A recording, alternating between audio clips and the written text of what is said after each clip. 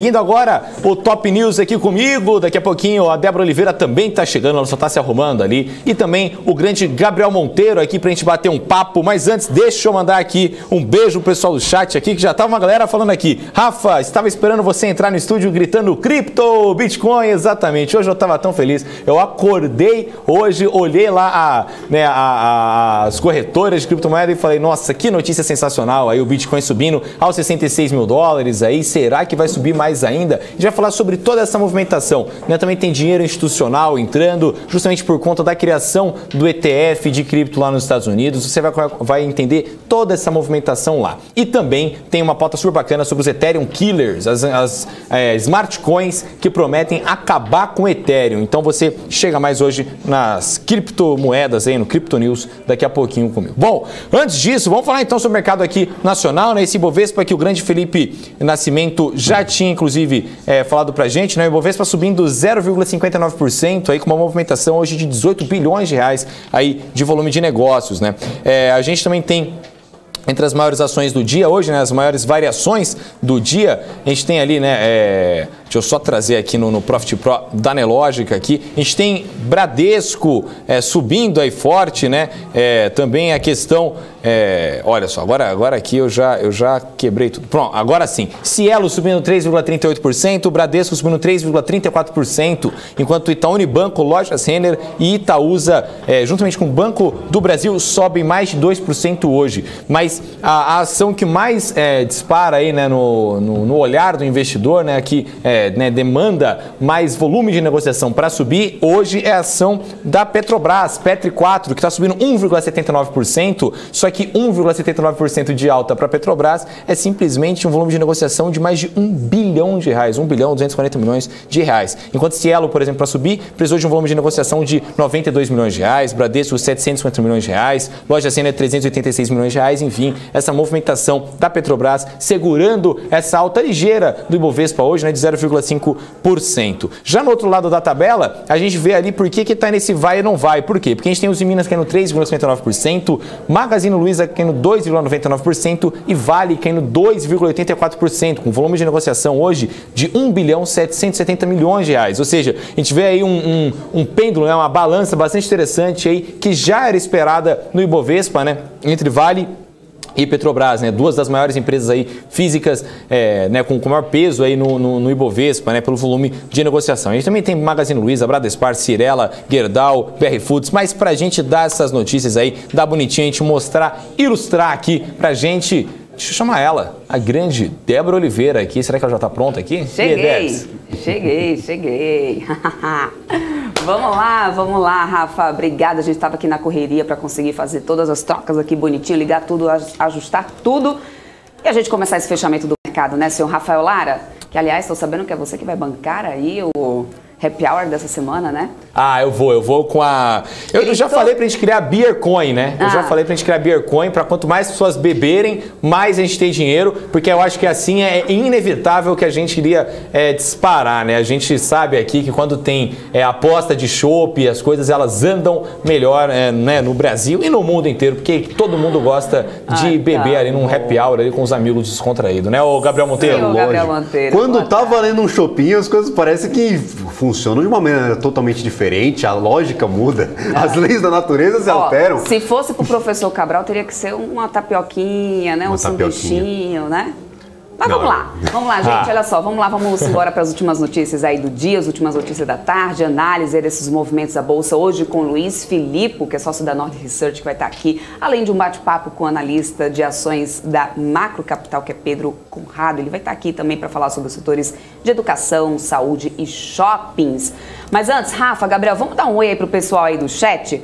Eu tô sabendo que tem gente aí que já estava nessa torcida para poder você chegar aqui gritando por Crypto News, ô senhor Rafael?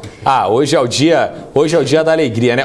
Acabaram de me passar uma missão aqui, Débora. E a gente tem 1 hora... Não, a gente tem 2 horas hoje de programa, né? Porque o BMC Business acabou sendo adiado. A gente tem 2 horas para conseguir bater 32.500 inscritos até o final do Top News. Só para esclarecer para o pessoal, né? A gente tem essa programação um pouco mais estendida nesse fechamento do mercado. Hoje a gente teve aí toda essa questão lá em Brasília, né, Rafa? PEC dos precatórios, a gente tem aí o Auxílio Brasil, tudo isso estava para poder ser definido. Então, por isso, a gente vai ficar aqui nessa programação né, em cima das últimas notícias, em cima dessas últimas movimentações para deixar vocês super ligados. Agora vamos ao nosso desafio. Qual é o desafio? Manda. O desafio é o seguinte, o grande Rodrigo Mariz, nosso diretor de jornalismo, um beijo para ele aí, inclusive, falou assim, valendo um chopp para Rafael, um chopp para Débora e um chopp para Gabriel Monteiro, que está aqui, que está com seu vozeirão aqui, ficou todo atiçado com essa proposta. 32.500 inscritos até o final do programa. Olha isso, eu tô lendo aqui isso agora, gente. Valendo um chopp para cá, mas só um. Então, e eu estou lendo aqui, ó. Melhor do que nenhum, né? Eu tô vendo aqui de longe. Isso é a lógica, gente. Eu tô vendo aqui de longe, aqui na nossa redação, né? Tem ali o computador da grande Mariane Paim, que está ali aberto com a contagem de inscritos. Estamos com 32.452. Ou seja, faltam 48. Gente, 48 inscritos para eu ganhar um chopp. Pelo amor de Deus. A gente até posta, a gente ganhar um chopp. Vamos só corrigir isso aqui, tá? Vou deixar aqui registrado ao vivo. Aqui o recadinho do nosso diretor tá, é um chopp para cada. Estamos os três aí posicionados. E a gente vai postar isso aqui também para vocês. Então, por favor, vamos lá compartilhando naquele grupo do WhatsApp da família, da tia, que sempre manda aquele meme para você todos os dias de manhã, o bom dia. É com ela que ela não tá aqui na BMC ainda. Ela não deve estar seguindo aqui o nosso canal. Não, você tá. vai mandar para ela aí, né? Tá. Compartilha com ela o nosso canal, para ela já se inscrever aqui no nosso canal, também já participar. Vocês já perceberam também que só dá para poder comentar aqui, interagir com a gente aqui no chat, se tiver inscrito aqui no nosso canal. Então, eu não vou deixar de fazer essa interação aqui com a gente, né? Pô, pelo amor de Deus, entendeu? Amor, né, onde é que você teria tanto bom humor, notícia e vozeirões aqui, igual na BMC News, de forma gratuita, né? Então, pelo amor de Deus, chega mais aí, manda pra galera. Eu tenho certeza... Ô, Débora, sabe o que eu descobri esses dias? Que minha mãe, que assiste a gente todo dia, não estava inscrito. Não estava inscrito no canal? Como assim? Como assim? Eu tive que ir lá, ela falou, não, filho, eu não sei se eu tô inscrito ou não. Eu falei, mãe, você não tá inscrito. Então, não, gente... mas vamos conversar com a sua mãe. Ela tem que fazer igual, a minha mãe faz campanha. Onde ela chega, ela já vai mostrando o telefone. Já segue, ela ainda liga pra mim. Minha filha, você ganhou tantos seguidores, já se inscreveram tantas pessoas lá no canal.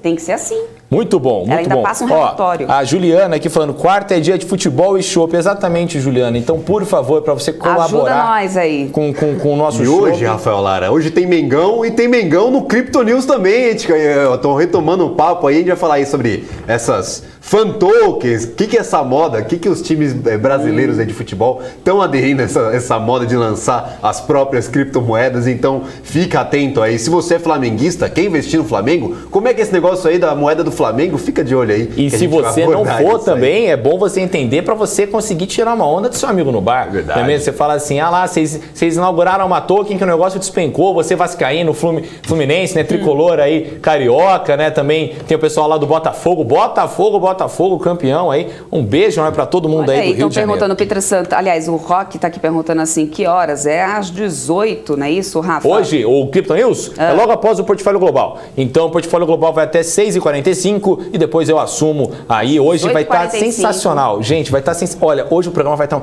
Eu sou muito suspeito para falar que eu adoro criptomoeda aqui, desde quando eu entrei na BMC News, todo mundo sabe que eu sou menino da cripto. Só que assim, hoje o programa está recheado. Tem, recorde do Bitcoin, tem Flamengo Coin aí, tem as outras criptos, quem é que vai ganhar essa disputa? Tem a Tata Saeter aí comentando com a gente todo esse cenário. A Tata Saeter, que eu tenho uma admiração enorme por ela. Tem também aí o Bitcoin, tá esticado, não tá? As Ethereum Killers, as Gamecoins. Então vem, manda pra galera. E você que é flamenguista, assiste e depois esse jogo do Mengão. E a Juliana tá dizendo assim, posta a foto da comemoração pra gente depois. Pode deixar, Juliana, postarei sim, com toda certeza. Marcado. Aliás, ótima tarde pra todos vocês que estão aqui. Muita gente que tá aqui acompanhando a gente durante toda a programação, desde manhãzinha cedo.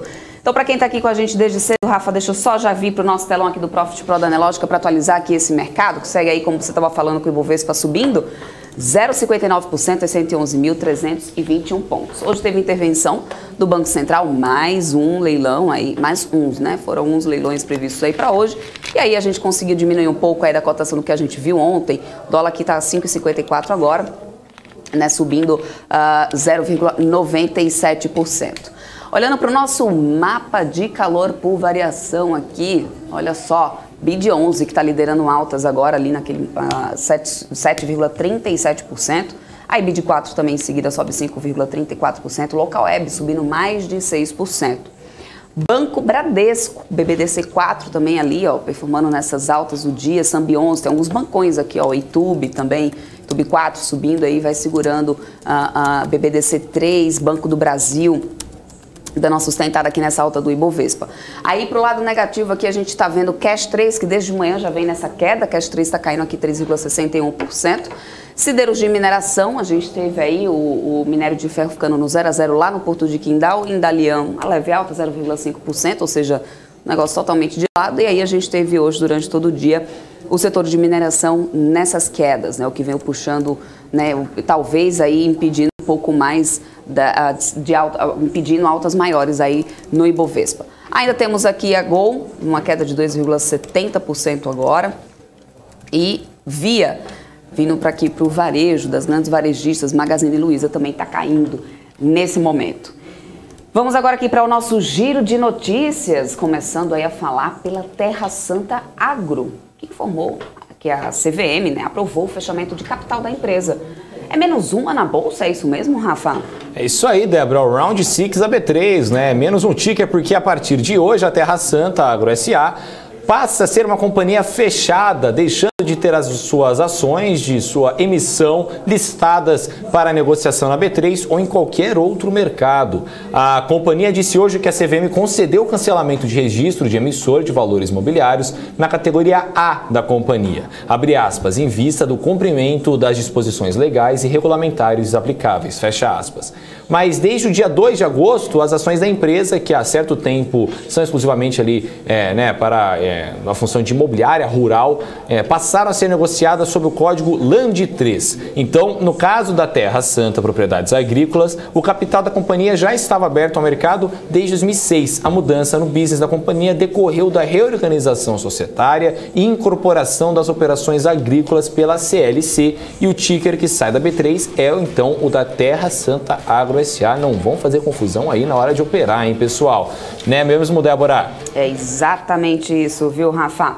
Bom, vamos ficar de olho por aqui, inclusive, daqui a pouquinho eu vou dar uma olhada aqui no papel da companhia. É Land, acho que se não me engano a outra é Land, não é isso? Land 3? Olha aí, ó, Land 3 aqui, tô certinha, tô ficando boa nesse negócio de ficar decorando ticker. Daqui a pouco a gente pode fazer uma brincadeirinha aqui, mas Land 3 tá caindo 0,81%, o papel tá aí a 20,80. E olha só, é um gráfico que vem valorizando, hein, gente? Olha aí, ó, de março para cá, lembrando que essa mudança aí, né, essa reorganização societária foi lá no final do ano passado, onde saiu aí de 8 para 20,80, apesar dessa queda aí de hoje. Bom, e ainda falando sobre CAD, o CAD manteve essa aprovação da operação de compra da BRF pela Marfrig, não é isso, Gabriel? É isso aí, Débora. Foi depois de apresentar um despacho aí no Conselho de Administrativo de Defesa Econômica, o CAD, pedindo a reabertura da análise de compra de ações da BRF pela Marfrig, que a conselheira Lenisa Prado, mudou de posição e desistiu da reavaliação. Ela teve aí algumas reuniões com os advogados das partes que apresentaram novos dados e documentos, o que fez a conselheira entender que a operação não oferece riscos ao mercado. Os demais conselheiros acompanharam Lenisa e com isso ficou mantida a aprovação do negócio que já tinha sido dada pela Superintendência Geral aí do CAD no fim de setembro. Isso tudo porque na semana passada a conselheira apresentou um despacho pedindo que a operação fosse analisada pelo Tribunal do CAD. Pelas regras do CAD, a Superintendência Geral, a área que é responsável por investigações das instituições e processos, pode aprovar operações que entenda não oferecer riscos à concorrência. Só que um conselheiro pode pedir ou apresentar um despacho em até 15 dias pedindo que esse processo suba para o tribunal e seja analisado por seus integrantes. Pedido que tem que ser aprovado aí pela maioria do tribunal para que o caso seja reaberto. Para quem ainda não está por dentro aí da negociação, no dia 21 de maio, a Marfrig realizou a compra de ações ordinárias da então concorrente BRF, atingindo a participação aí de 24,23% do capital social da empresa. Dias depois, em 3 de junho, a Marfrig comprou mais ações da BRF por meio de opções em leilões realizados na Bolsa e chegou a uma participação aí de 31,67% da empresa. Com isso, a Marfrig se tornará o maior acionista individual da BRF. Débora? E olha só, trouxe até aqui o setor para poder a gente dar uma olhadinha agora nesse momento. A gente tem tanto Minerva, BIF está caindo, aliás, uma das maiores Estava vindo com uma das maiores quedas do Ibovespa, depois eu vejo aqui no nosso mapa de calor, mas está caindo agora a BIF3 aí ao 3,76%. Mafrig cai 0,88% e BRF está caindo 0,96%, mesmo depois dessa notícia, né, de continuar mantida essa negociação aqui, né, dos papéis. E JBS sobe, vem na contramão, subindo 0,47%, não é o primeiro dia, inclusive, que a gente está vendo o JBS vindo na contramão, né, dos outros papéis aqui do setor. Antes da gente continuar, deixa eu só trazer aqui, meninos, uma informação para o Eduardo Pereira, que ele está aqui perguntando se alguém entende do papel de Lend 3, no caso da Terra Santa, né? Ele está dizendo que entrou no papel desde quando era Ecodiesel. O Eduardo, eu já conversei no BMC Business com o pessoal da Terra Santa. Dá uma procuradinha aqui, tanto aqui no nosso canal, como também no nosso chat, no nosso portal bmc.com.br, bmcnews.com.br, ou aqui no nosso canal mesmo. Vai lá no BMC Business e procura nas nossas playlists lá que você vai conseguir ver o programa na íntegra com o pessoal da Terra Santa. E aí você vai conseguir acompanhar um pouco mais, saber ou tirar um pouco mais as suas dúvidas em relação à companhia. Inclusive, a gente questionou sobre essa coisa da mudança, de como que fica aí a situação dos acionistas. Dá uma olhadinha lá, confere que a gente já conversou com eles aqui no BMC Business, tá bom? É só procurar aqui na nossa playlist que vai ter na íntegra para vocês. Mas vamos lá. Vamos agora para as notícias internacionais, gente, que o primeiro ETF de futuros de Bitcoin subiu mais de 4% na estreia comercial na Bolsa Americana, e é para lá que a gente vai agora com a nossa correspondente Giovanna Locatelli, que vai trazer mais informações aí para a gente. Fala, Giovanna. Já começou com o pé direito, né? O ETF ProShares Bitcoin Strategy saltou 4,8% para fechar em $41,94. O fundo rastreia os futuros de Bitcoin da CME ou contratos especulando sobre o preço futuro do Bitcoin em vez da própria criptografia. Isso significa que os investidores no ETF devem esperar que o preço e o desempenho das ações difiram um pouco aí do preço do próprio Bitcoin. Isso não é ideal para investidores existentes já, né? Muitos deles têm uma visão a longo prazo das criptomoedas e esperavam um ETF que rastreasse o Bitcoin físico, que os investidores pudessem comprar e manter. O preço do Bitcoin se movimentou, saltou para mais de 4% na terça-feira, para 64.206,51 de acordo com a Coinmetrics, cerca de 1% do seu maior recorde, que foi dia 14 de abril aí de 64.899. Os futuros do Bitcoin também ganharam cerca de 4%.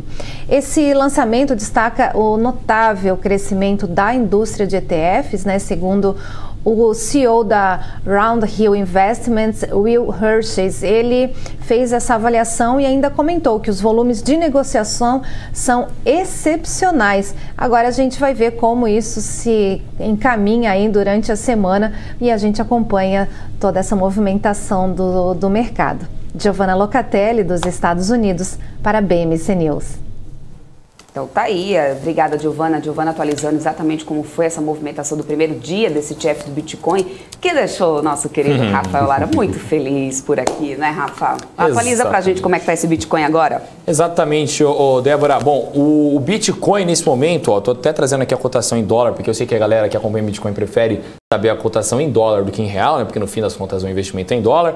O Bitcoin está subindo 5,64% aos 66.930 dólares nesse momento. A gente está vendo essa movimentação, né? Um valor de mercado aí de mais de $1 trilhão aí no Bitcoin já, né? 1 trilhão 260 bilhões de dólares aí investidos em Bitcoin. É realmente algo enorme, né? Enfim, e também tem toda a questão econômica de essa entrada de dinheiro institucional no Bitcoin. Ela tem uma movimentação, né, que a gente conhece, né, a ciclicidade do mercado, que ela entra no Bitcoin e depois os investidores começam a tentar achar outras soluções, outras alternativas, né? E aí acontece que tem uma entrada de dinheiro para altcoins, que são moedas com valor bem menor, e aí tem aquela explosão enorme em toda a sua carteira, né? A gente já viu isso com X-Infinity, já viu isso com outras criptomoedas ao longo aí, do tempo, né? E explosões de 117.000%, 17.000%, 25.000%, enfim, é muito dinheiro. Então a gente acompanha hoje no Crypto News aí qual que pode ser uma boa opção aí para quem está de olho aí, onde é que isso pode dar. Aí a gente vai acompanhar tudo bonitinho a partir das 6h45 hoje, né, Débora? Isso mesmo, senhor Rafael Lara, mas como você comentou aqui no nosso chat, Em nome do Chopp, faltam quantos? 37, estou vendo aqui. Tem 32.463 inscritos. Pelo amor de Deus. Ô, gente. Só para vocês ficarem por dentro, hein? Vocês não estão entendendo, gente. Vai ser a primeira vez que o Rodrigo Maris vai pagar um chopp para nós três aqui. É um momento histórico, entendeu? Não tô nem pelos 32.500 não, entendeu? 37 pessoas, a gente tá firme. Mas é em nome do seu amor pelo chopp, do seu amor pela felicidade dos apresentadores que estão aqui dando essas notícias aqui. Às vezes o mercado tá triste, a gente tá aqui feliz para você. Então para você retribuir esse amor... Quarta-feira normalmente é aquele dia que o gás do começo da semana já acabou e o gás do final da semana ainda não chegou. Então, para selar essa quarta-feira com chave de ouro, gente, né? A gente precisa de um shopping, que isso? Bom, vamos lá, vamos continuando por aqui falando de mais notícias internacionais. É que a Evergrande emitiu um pedido para que a sua ação volte a ser negociada já no próximo pregão lá em Hong Kong, ou seja, o amanhã deles lá, que ainda vai ser o nosso hoje daqui, né, Rafa? Exatamente, Débora. A Evergrande disse no comunicado que pediu para que a sua ação volte a ser negociada no pregão do país a partir do dia da sessão do dia, de 21 de outubro. Só lembrando que tinha sido por requisição da própria incorporadora chinesa, que atravessa uma grave crise fiscal, que os papéis da companhia tinham deixado de ser negociados em Hong Kong no último dia 4. A Evergrande informou então que a sua possível aquisição da unidade de gestão de propriedades, né, a Evergrande Property Services, não ocorreu e a gente fica aqui atento a essa movimentação lá da China. Será que vai? Será que não vai? Será que é calote? Será que não? A gente fica aqui de olho, né, Débora? É isso aí, Rafa, mas eu acho que essa história ainda tem muito para poder render. Mas vamos lá. Bom, hoje, durante um evento virtual, o diretor do Federal Reserve disse que os preços ao consumidor devem desacelerar nos Estados Unidos no próximo ano, mas que há riscos que isso não ocorra de forma tão rápida quanto se espera. E conta mais disso pra gente é o Gabriel Monteiro. Fala aí, Gabs. É isso aí, Débora. O diretor do Federal Reserve, o Randall Quarles, afirmou nesta quarta-feira que atribuir à inflação o conceito de transitória não significa necessariamente que ela terá vida curta. Durante um evento aí virtual organizado pelo Milken Institute. O dirigente disse que os preços ao consumidor devem desacelerar nos Estados Unidos no próximo ano, mas que há riscos de que isso não ocorra de forma tão rápida quanto se espera. Ele explicou que, abre aspas, a inflação que vivemos até agora tem sido muito incomum, e isso, em grande parte, relacionada a restrições de oferta associadas tanto a problemas de produção e distribuição causados pela Covid, quanto a um choque de demanda decorrente da reabertura rápida e sem precedentes na economia, fecha aspas. A grande questão, segundo ele, não é se apenas saber aí se os preços vão cair nos próximos meses, mas também até que ponto a inflação vai desacelerar. Isso porque, na visão do integrante do Fed, isso vai determinar se um aumento preocupante das expectativas inflacionárias de longo prazo pode ser evitado. De acordo com Quarles, a expectativa de inflação estão ancoradas por enquanto, mas ele vê riscos de altas significativos aí na perspectiva de inflação atual. Na avaliação do dirigente, as restrições de oferta que dificultam a produção e elevam os preços já se generalizaram e duram mais tempo do que a maioria dos analistas previa. Ele concluiu que, abre aspas, essa dinâmica continuará a sustentar um crescimento robusto dos salários, pressionando ainda mais os preços, fecha aspas. Débora? Obrigada, Gabriel. Bom, gente, saiu a pesquisa de intenção de consumo das famílias no Brasil. Rafa, conta mais aí pra gente desses dados que saíram. É isso aí, Débora. A intenção de consumo das famílias ficou estável na passagem de setembro para outubro deste ano, de acordo com pesquisa divulgada hoje pela Confederação Nacional do Comércio de Bens, Serviços e Turismo, a CNC. Com o resultado, o indicador interrompeu uma sequência de 4 altas mensais. Em relação a outubro do ano passado, no entanto, foi registrada uma alta de 6,6%, o que representa a 4ª taxa positiva nesse tipo de comparação anual. Na passagem de setembro para outubro deste ano, apenas 2 dos 7 componentes do indicador tiveram alta. As avaliações sobre o emprego atual, com 1,7%, e sobre perspectiva profissional, de 1,3%. A análise sobre renda atual manteve-se estável nos 2 meses. Por outro lado, 4 componentes tiveram queda de setembro para outubro. O acesso ao crédito, com uma queda de 0,7%, o nível de consumo atual, com uma queda de 0,4%, perspectiva de consumo, com uma queda de 1,8% e momento para a compra de bens duráveis, com uma queda de 1%. Já na comparação com outubro do ano passado, tiveram crescimento os componentes de emprego atual, 6,4%, e também perspectiva profissional, de 6,9%, juntamente com renda atual, subindo 4,3%. O nível de consumo atual, de 2,1%, e perspectiva de consumo, com 19,6%, completam o ranking. Dos dois outros componentes, tiveram queda. O momento para duráveis, de 0,9% de queda, e também o acesso ao crédito com a queda de 1%. Débora? Obrigada, Rafa. Bom, gente, agora falando de política, que a reunião da Comissão Especial da PEC dos Precatórios foi cancelada. E de novo, Gabriel, tudo isso por causa dessa dúvida em relação ao Auxílio Brasil, que na verdade era o Bolsa Família, que juntou com o auxílio e agora virou todo um novo programa. No final das contas, ainda há pouco, a gente estava acompanhando, na hora do BMC Market aqui, a coletiva do ministro, inclusive dando mais detalhes sobre isso, mas a gente ainda está sem essa nova votação da PEC, É isso aí, Débora. Tá uma confusão. Essa votação aí da PEC dos precatórios na comissão especial, ela estava marcada para ontem, mas ela foi adiada para hoje, às 2 horas da tarde, e aí foi adiada novamente, mas acabou sendo adiada aí por conta do governo, que ainda está discutindo os valores para a criação do auxílio temporário, que complementará aí o novo Bolsa Família, segundo informou o relator do projeto, o deputado Hugo Mota. Alguns aliados aí em Brasília, ele disse essa questão, só que até agora ainda não foi definida aí uma nova data para a votação, ou seja, a gente segue aguardando aí, Débora, não sabemos quando essa votação será feita, a gente não sabe, aí tem ainda muitas grandes dúvidas sobre essa questão dos auxílios.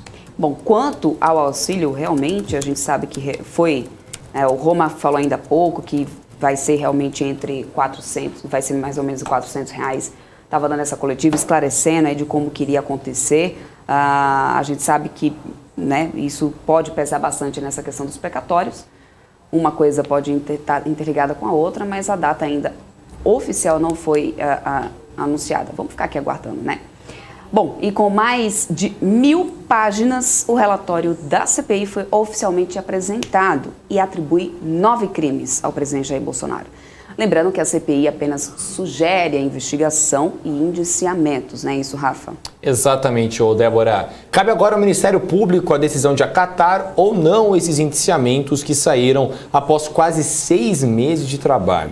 Hoje, em uma reunião que começou tumultuada, o senador Renan Calheiros apresentou oficialmente o seu relatório à CPI da pandemia. O senador, leu apenas uma pequena parte das 1.179 páginas do documento, que agora vai ficar disponível por uma semana aos demais integrantes do colegiado.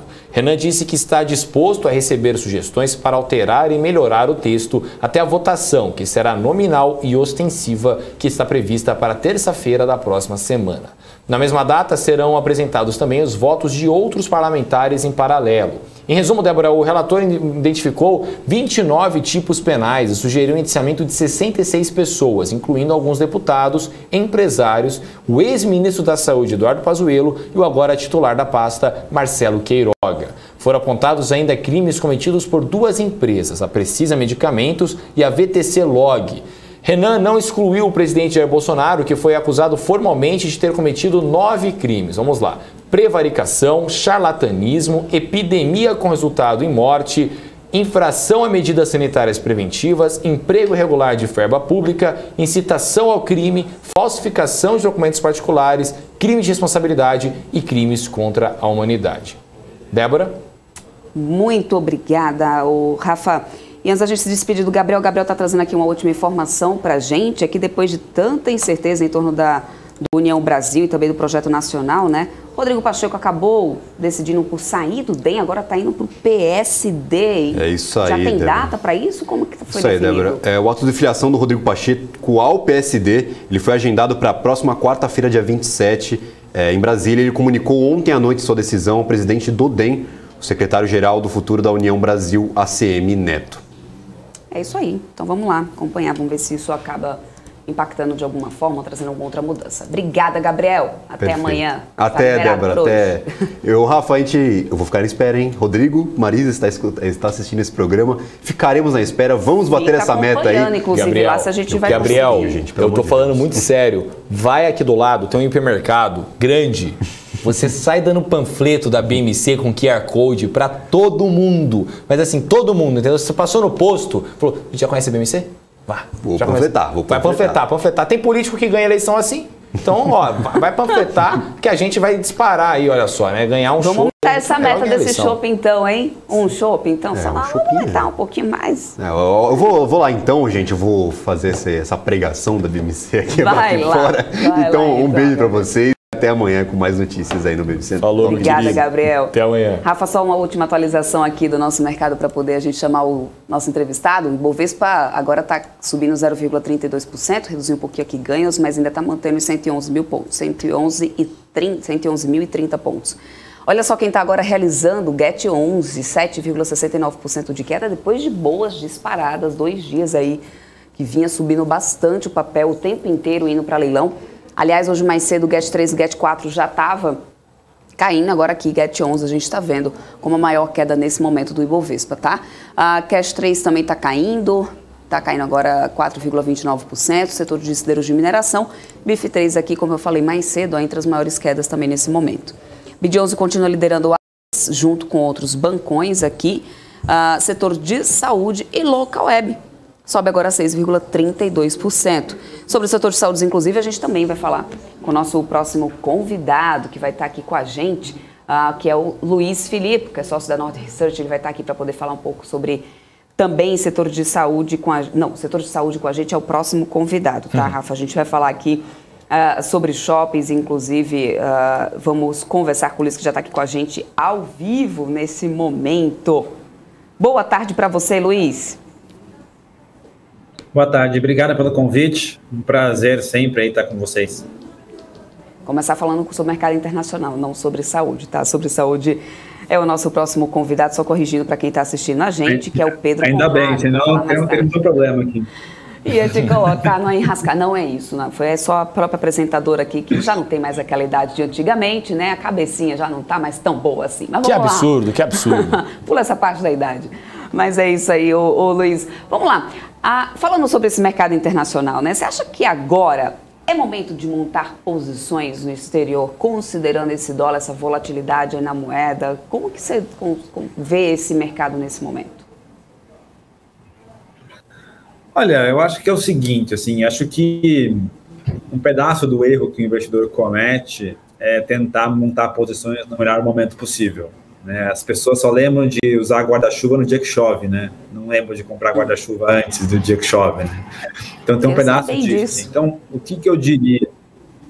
O que eu diria, assim, em geral, né? Assim, eu não montaria a posição inteira agora. Eu acho que, de fato, existem aí alguns vetores para o dólar ser um pouco mais baixo, né? O juro um pouco mais alto, você tem uma série de resultados bons de contas externas, tem uma série de coisas que colocariam o real um pouco mais baixo. Isso quer dizer que não vale a pena montar nenhuma posição? Não.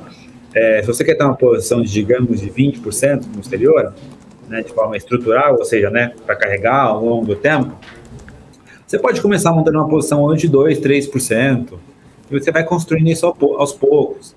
Né, porque a gente sempre fica esperando, e inclusive tem gente aqui, mesmo na Norte, que a gente já brincou diversas vezes em relação a isso, que fica esperando ali o melhor momento para comprar e tudo mais, e na hora de efetivamente fazer, acaba não fazendo, e aí o dólar, enfim, bate 5, vai para 6, bate 5, vai para 6, e a pessoa nunca executa, né?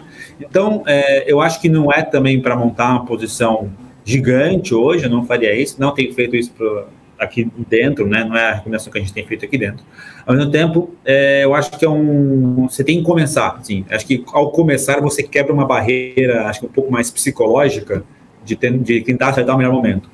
E aí você vai construindo essas posições aos poucos, né? Então, vai comprar um pouco hoje mais caro, eventualmente aos 5,57, a última vez que eu tinha visto.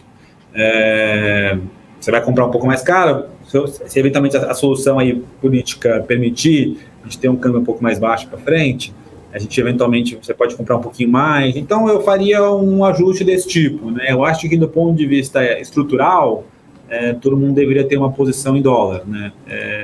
Isso quer dizer que a posição ser construída hoje? Não, mas eu acho que faz bem para um portfólio ter uma exposição cambial relevante, tá? Assim, faz diferença do ponto de vista do retorno do seu dinheiro no longo prazo, faz sentido você ter algum pezinho lá fora. Então, eu diria isso, assim, não começaria ali muito agressivo nas compras, mas eu começaria um pouquinho mais tranquilo, ia vendo as possibilidades que o mercado vai dar. O mercado sempre dá chance, né? Que a gente precisa pensar, a gente precisa querer comprar guarda-chuva no dia de sol, né? Acho que esse é o racional que a gente precisa fazer aqui. Mas eu diria isso. Começaria comprando aos pouquinhos e aí ia montando essa posição ao longo do tempo. Perfeito. O Luiz, novamente seja muito bem-vindo aqui ao BMC Top News. Sempre uma honra receber vocês aí da Nord aqui na BMC.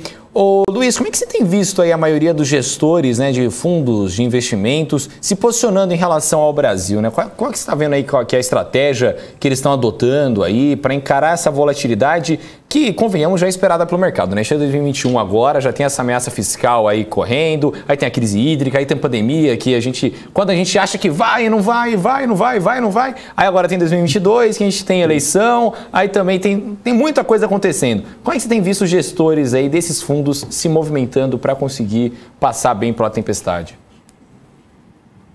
Não, beleza. Eu acho que tem algumas coisas aqui que são interessantes da gente pensar. A primeira delas é que, assim, tem várias categorias, né? Tem desde gestores de ações até gestores de multimercado. Eu vou falar um pouquinho mais de multimercado, depois eu posso falar um pouquinho depois de ações, efetivamente. Os multimercados, em geral, eles têm preferido fazer muito mais coisa lá fora do que aqui. Esse é um fato. Assim, grande parte dos gestores muita gente vê a Bolsa Brasileira, por exemplo, como barata, mas também reconhece que o Brasil está muito volátil, né? Isso é bem refletido no câmbio, isso é bem refletido na Bolsa.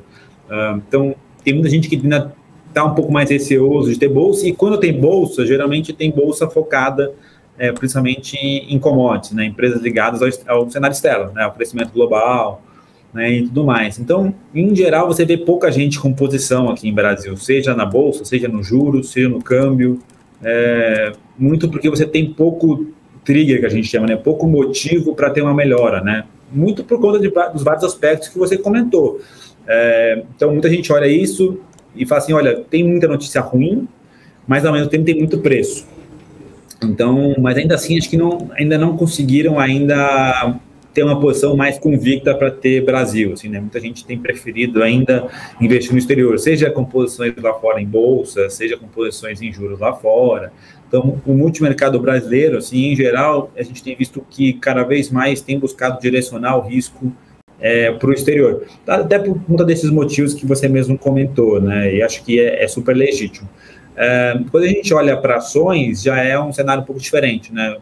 A gente vê vários gestores aqui em Brasil ainda bastante animados, assim, né? O gestor de bolsa, ele é um eterno otimista, né? Assim, o cara investe em bolsa no Brasil, ele tem que ser um cara otimista, né? Então, o que os gestores de bolsa comentam, ele fala, olha, nos níveis que algumas companhias estão, e o nível de resultado, né, da parte operacional das empresas, tem muita coisa na bolsa que está de graça. Então, esse é um pouco do sentimento que a gente vê nas mais diversas classes de ativo, né? Então, o gestor de multimercado que ele gira mais as posições, não está querendo muito tomar a volatilidade de Brasil ainda, né? Acho que o preço ainda não justificou para ter uma posição maior. E o gestor de ações está olhando para os resultados das companhias, olhando muito mais o micro das empresas e está falando, olha, dado o nível de lucro que as empresas estão apresentando, né? A gente vai ver agora os próximos resultados, né? E o nível de preço que algumas empresas está começando a fazer sentido ter uma posição, né, apesar dos riscos que estão. Então, essa é um pouco da maneira como a gente tem visto aí os gestores trabalharem, né? Um multimercado muito mais focado no exterior, as ações no Brasil ainda um pouco animado, muito mais para o lado, apesar de reconhecer que tem muito risco, tem muita volatilidade, tem muito ruído, que as empresas estão entregando resultado, né? Afinal das contas, está na bolsa ali empresas que são líderes dos seus setores, né? São aí a parte mais forte, digamos, do empresariado, né? Então, natural que em momentos de crise esses caras consolidem e você gere resultado ao longo do tempo, né? Sempre foi assim durante as crises. Então, esse é um pouco da bandeira como a gente tem visto aqui, conversado com gestores e olhado o mercado de forma geral.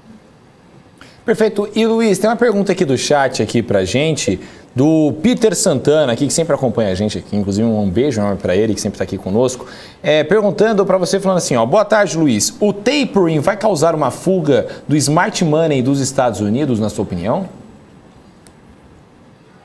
Essa é uma boa pergunta, assim. Eu acho que não, tá?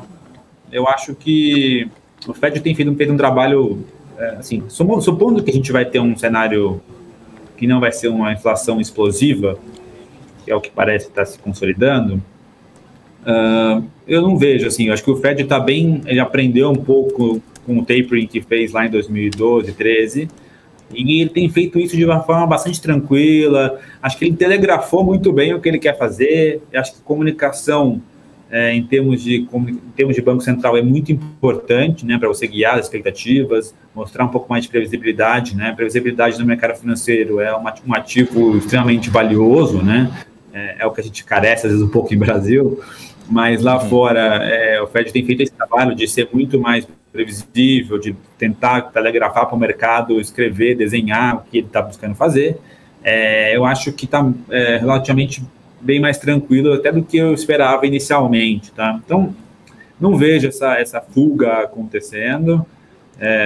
Eu acho que, de fato, você vai ter uma normalização de taxa, até porque o juro real negativo, o juro americano de 10 anos é negativo, ou seja, você investe num título sul-americano e em 10 anos você perde poder de compra, isso não faz muito sentido, né? Você deveria ter algum retorno positivo.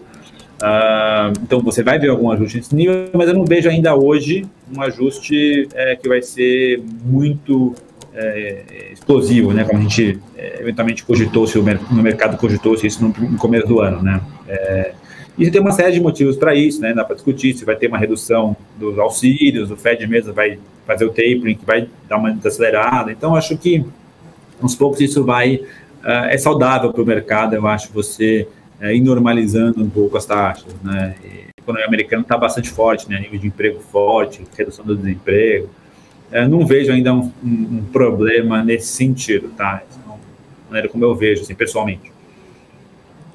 Perfeito. Ô, Luiz, deixa eu só chamar aqui rapidinho, porque a gente tem algumas questões aqui. Eu estava falando até com você agora há pouco, na outra pergunta, sobre esse fator Brasil, né, que é sempre muito arriscado. E olha só, né, para gente que já estava de olho em pandemia, eleição, crise hídrica e tal, também tem o quê? Greve dos caminhoneiros, que pode acontecer agora. Ó. Os caminhoneiros que transportam combustíveis da região sudeste irão paralisar atividades a partir de meia-noite de hoje. Paralisação é por tempo indeterminado e não há previsão de interdição de rodovias. E a manifestação é contra preços elevados dos combustíveis, de acordo com o sindicato da categoria. Deixa eu chamar a grande Débora Oliveira aqui, que está com os preços, inclusive, aí do petróleo, a situação dos combustíveis. Deb, você pode mostrar para a gente, por favor, para a gente ter de olho, ficar de olho nessa situação? Rafa, o petróleo voltou a subir já no finalzinho da sessão, com o dólar fraco, que é dos estoques dos Estados Unidos. Então, a gente ficou aí com o petróleo Brent em alta, 0,74% mais ou menos, barril 85 dólares, o WTI, que é o que serve de referência para a Petrobras, WTI a 83 dólares o barril, alta de 0,90%. Olhando aqui para os papéis agora, Petri 3, Petri 4 sobe, Petri 4 está subindo 1,50%, Petri 3 1,84%, aliás, Petri 4 está sustentando aí, né, esse bom humor, esse bom peso aí de otimismo na Bolsa. Prio 3 subindo 0,41%, 3R Petróleo cai 2,92%, Enalta também está caindo agora 0,14%, o Ultrapar está subindo 0,64%. Vamos ver como é que o mercado vai reagir, né, logo de imediato a essa notícia, esse anúncio dessa paralisação. Então, que deve começar aqui na região sudeste a partir de meia-noite. O Bovespa agora está subindo 0,28%, a gente perdeu os 111 mil pontos, estamos aos 110.983 pontos. Vamos ficar acompanhando aqui, Rafa. Show de bola. E, Débora, teve uma pergunta aqui do chat, do grande Manafix Grading System, perguntando o que é tapering. Tapering, Manafix, eu acho que o grande Luiz até pode me ajudar nessa explicação, mas tapering é retirada de estímulos financeiros, né? O Fed injetou muito dinheiro para conseguir fazer com que a máquina rodasse, de uma maneira bem simples. Injetou muito dinheiro para fazer com que a máquina rodasse e agora ele tem que ir afunilando isso daí para conseguir ver se o sistema ele vai andando. E isso, o cálculo, né? A grande questão é quando tirar. Você vai tirar agora, você vai tirar em novembro, você vai tirar em janeiro do ano que vem. E os economistas eles ficam nessa discussão, porque essa tomada, né, o legal, entre aspas, né, o mais interessante dessa questão é quando tirar e quando ele tirar, se ele tomar uma decisão equivocada, ele pode ali acabar sofrendo com questões como inflação, como deixar o mercado financeiro lá nos Estados Unidos frágil. Obviamente o mercado financeiro nos Estados Unidos ele também impacta o resto do mundo. Enfim, deixa eu chamar o grande Luiz aqui. Luiz, eu expliquei bonitinho aqui ou estou falando besteira aqui pro nosso amigo de casa?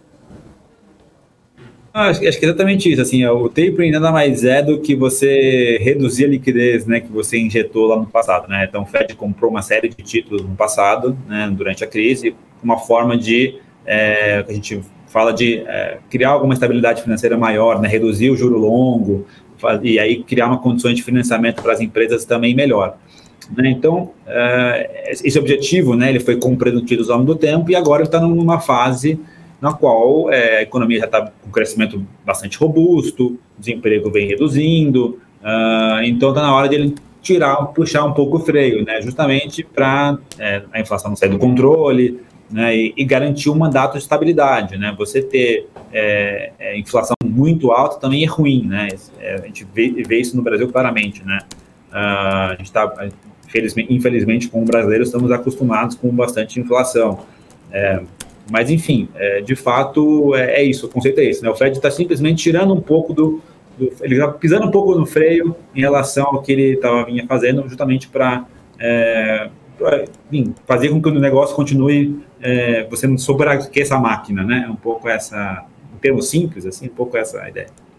Exatamente, é como se a economia, né, por conta da pandemia, ela tivesse que, como se fosse uma criança andando de bicicleta e você tem que colocar a rodinha. Agora tem que ver se pode tirar a rodinha e dar empurrão, e se essa criança vai continuar andando ou se ela vai espatifar com a cara na parede e todo mundo ter que socorrer a criança lá que está caída no chão.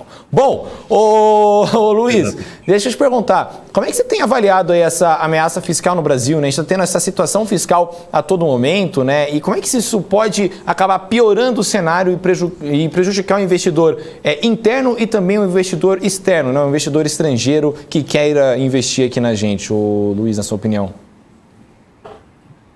Olha, o fiscal ele é um drama de longo prazo no Brasil, infelizmente, né?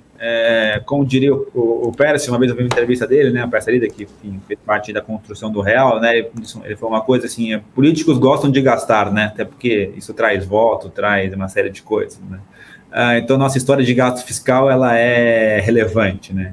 Infelizmente, assim, dado a estrutura do orçamento, dado o espaço discricionário e o próprio teto, eu acho que foi importante nesse sentido. Eu acho que a gente estaria virtualmente muito pior sem o teto de gastos. Eu acho que ele é uma peça chave nisso. Pelo menos ele coloca em discussão casos como esse do auxílio emergencial, do Bolsa Família e tudo mais. E, de fato, a situação é delicada. Assim, né? Você teve uma melhora de curto prazo aí na dívida, fruto um pouco desse lado da inflação, um pouco do crescimento, um pouco do ambiente de juros mais baixo, mas estruturalmente, né, a situação é delicada, né? Não você tem os juros subindo, a gente vai ter uma dificuldade de crescimento ano que vem, seja por conta da crise hídrica, seja por conta de deficiências nossas mesmos. Então já tem gente falando de um crescimento entre 0,5, então um crescimento fraco, e isso impacta diretamente nas receitas do governo. Então, de fato, não é o melhor momento no mundo, né? E para o fiscal, né? E você, do outro lado, está onde o mundo político colide com o mundo econômico, né? Que assim, o Bolsonaro tem um desejo, né, de efetivamente ser reeleito, assim como qualquer outro político, e aqui eu não quero entrar nos méritos, enfim, de ser Bolsonaro ou não, mas isso colide com o lado fiscal, né? Que tem pouco espaço no orçamento para você fazer isso.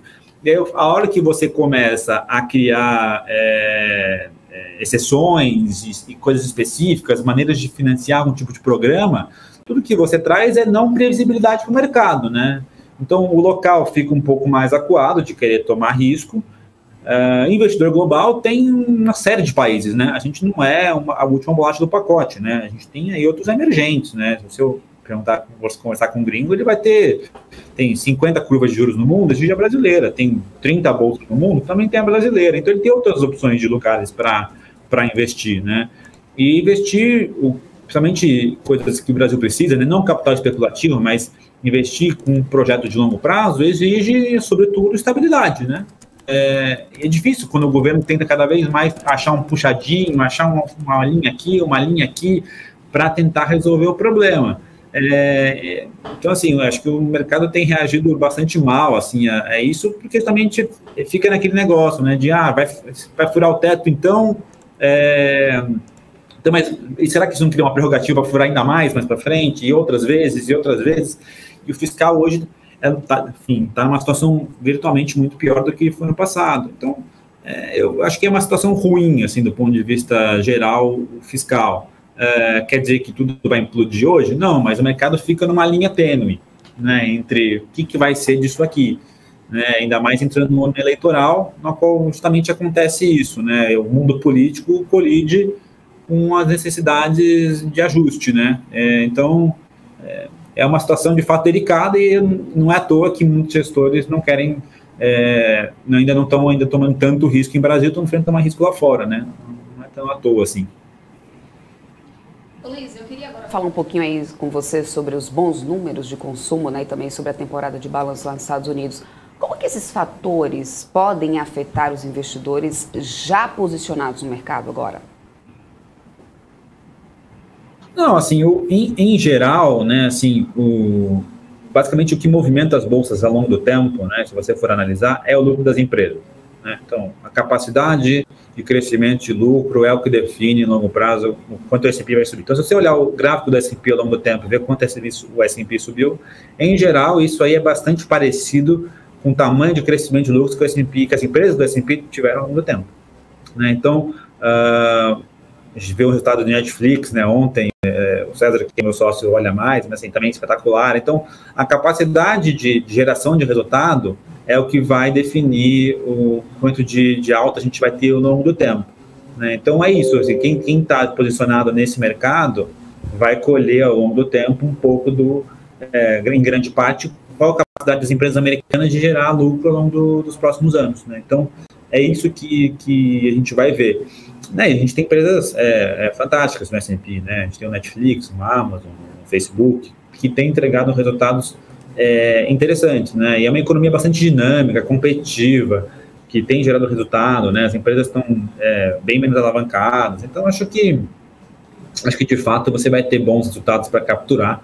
Claro que esses resultados não vão vir hoje, não vão vir amanhã, mas acho que para quem olha um horizonte longo de tempo, vai estar exposto. Eu acho que é uma boa maneira de você capturar um dinamismo, a capacidade criativa, o nível de tecnologia que uma economia americana pode proporcionar, né? E eu acho que enfim, eu tenho na pessoa física e vou continuar tendo aí, espero muito tempo aí.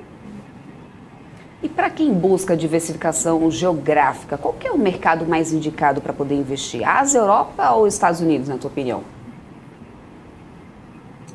Olha, hoje eu diria Estados Unidos, tá? Ainda assim, a gente estudou bastante China aqui um tempo atrás, daria para fazer um outro episódio só sobre isso, assim, mas ainda não criamos um conforto enorme para investir em China. Aqui eu, né, pessoalmente, eu, Luiz, aqui não é eu, Nord, né, eu, Luiz, especificamente. Do que eu estudei, do que eu olhei, ainda não consegui conforto para fazer um MSCI China, como a gente consegue fazer com o S&P nos Estados Unidos, né? Assim, vou comprar, vou carregar, porque eu vou capturar todo o dinamismo, a capacidade de inovação, a capacidade de desenvolvimento, de crescimento de uma economia como os Estados Unidos. Acho que ninguém nega que a China vai ser um grande player nesse mercado, né? Acho que não há como negar, né? O nível de P&D, por exemplo, da China vai ultrapassar o nível de P&D dos Estados Unidos em algum tempo, não longe. Ou seja, a capacidade de inovação da China também é muito grande. A discussão é o quanto isso vai ser transferido para os mercados. É uma discussão mais ampla. Então, hoje, assim, eu quero comprar um primeiro ativo para ter uma diversificação geográfica e de moeda. Eu diria que os Estados Unidos é o lugar ainda mais óbvio nesse sentido. A Europa tem algumas dificuldades de crescimento, por ser um continente um pouco mais velho, por ser um continente que tem uma dificuldade maior de crescimento. Então, eu diria que hoje, de forma geral, eu diria que os Estados Unidos é o primeiro polo. No futuro, a gente vai continuar analisando aqui, buscando oportunidades. E se a gente achar que, poxa, de fato existe um veículo bom aqui para investir em China, a gente vai investir também. Acho que a gente não pode ser cético em também falar, não, só visto nos Estados Unidos. Não, tem que procurar as oportunidades no mundo inteiro e achar aí as melhores combinações. Mas hoje, se fosse para escolher eu escolheria os Estados Unidos. Perfeito. E o Luiz, inclusive tem pergunta aqui do chat, aqui, o Jandson Araújo, perguntando o que você acha do ETF do Bitcoin que saiu hoje. Inclusive, hein, galera, novamente, em Crypto News, hoje, 6h45, a gente vai fazer um programa só sobre isso, aí você vai estar de olho. Mas enfim, Luiz, você gostou? Aí você gosta de criptomoeda, Luiz? Ou você não curte muito, é mais para praia, mais das ações? Cara, assim, eu tenho, honestamente, tá, assim, eu acho que eu não tenho capacidade de avaliar uma criptomoeda, assim, eu tenho um problema, aí pode ser um problema de não dizer cognitivo, mas talvez de inteligência, aí eu nunca olhei profundamente Bitcoin para entender efetivamente quais são os drivers de valor daquilo ali, né, ou seja, quando eu olho o Bitcoin subindo, como a gente está vendo agora, né, eu tenho dúvidas se eu devo comprar ou eu devo vender.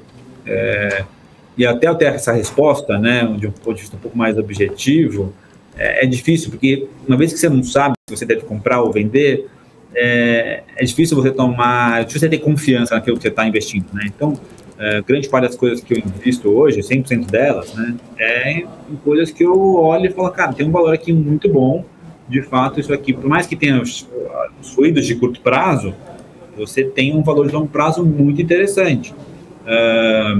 Então eu vejo mais por esse lado, assim, eu ainda não consigo avaliar o que isso vai ser. Eu acho que isso vai ser um mercado gigante, assim, acho que eventualmente esse mercado tem muito para desenvolver, não somente só o Bitcoin, mas outras coisas. O Ethereum da vida tem outras funcionalidades que não só o ativo mesmo em si, mas a gente precisa estudar mais, assim, eu diria que, eu acho que é legal a iniciativa de ter ETFs para várias coisas, eu acho que é super útil. O mercado americano tem muito ETF, o mercado global tem, se não me engano, 7 trilhões de reais investidos em ETFs, quase, basicamente, 2 Brasis de PIB, metade da China, grosso modo. Então, assim, um mercado gigante, acho que a gente tem que evoluir nesse sentido. Agora, a gente precisa tentar entender para não entrar em todo tipo de ETF, o que é temática, o que de fato tem valor.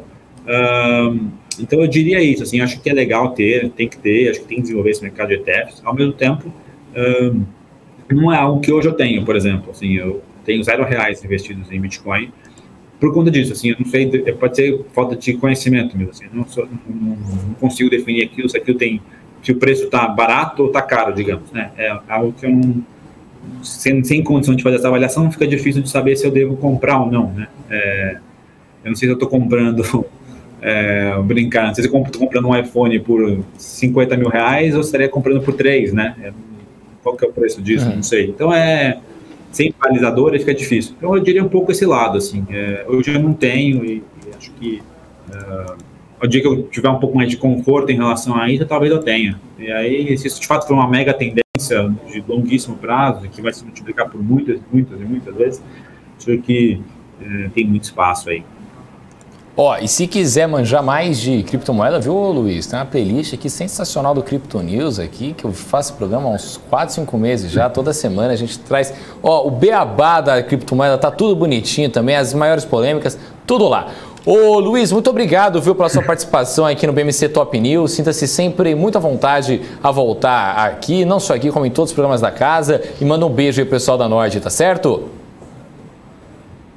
Tá certo, obrigado de novo pelo convite, um prazer estar aqui com vocês. Qualquer coisa também estamos à disposição, fiquem à vontade aí, é um prazer estar sempre aqui trocando ideia com vocês. E obrigado, pessoal, por ter escutado a gente também. Perfeito, muito obrigado, Luiz, até uma próxima. Ô, Debs, eu acho que a gente tem Paulo Guedes ao vivo, hein? A gente tem Paulo Guedes ao vivo agora na Abra Inc. Aí, quando o ministro fala, a gente escuta. Então vamos lá colocar agora ao vivo aqui, eu acho que já está rolando já a transmissão, já para a gente ver aí o que o ministro Paulo Guedes está falando. Vamos ouvir. Paulo Guedes quer participar de um evento que ele cancelou a participação ao vivo, está participando de maneira online no evento da Abra Inc. Nós estamos muito seguros de que estamos mantendo esse duplo compromisso. De um lado, o compromisso com a proteção dos mais vulneráveis, com o combate à doença, vacinação em massa que o Brasil está conseguindo, esse retorno seguro ao trabalho. O Brasil caiu menos que as economias avançadas e também as emergentes, a média das avançadas e das emergentes. O Brasil se recuperou mais rápido, caiu menos, se recuperou mais rápido, e está crescendo mais do que a média dos emergentes, da América Latina. Estamos criando empregos, né, num ritmo acelerado. E temos aí já uns 540 bilhões de investimentos contratados para os próximos anos. Exatamente porque nós desbloqueamos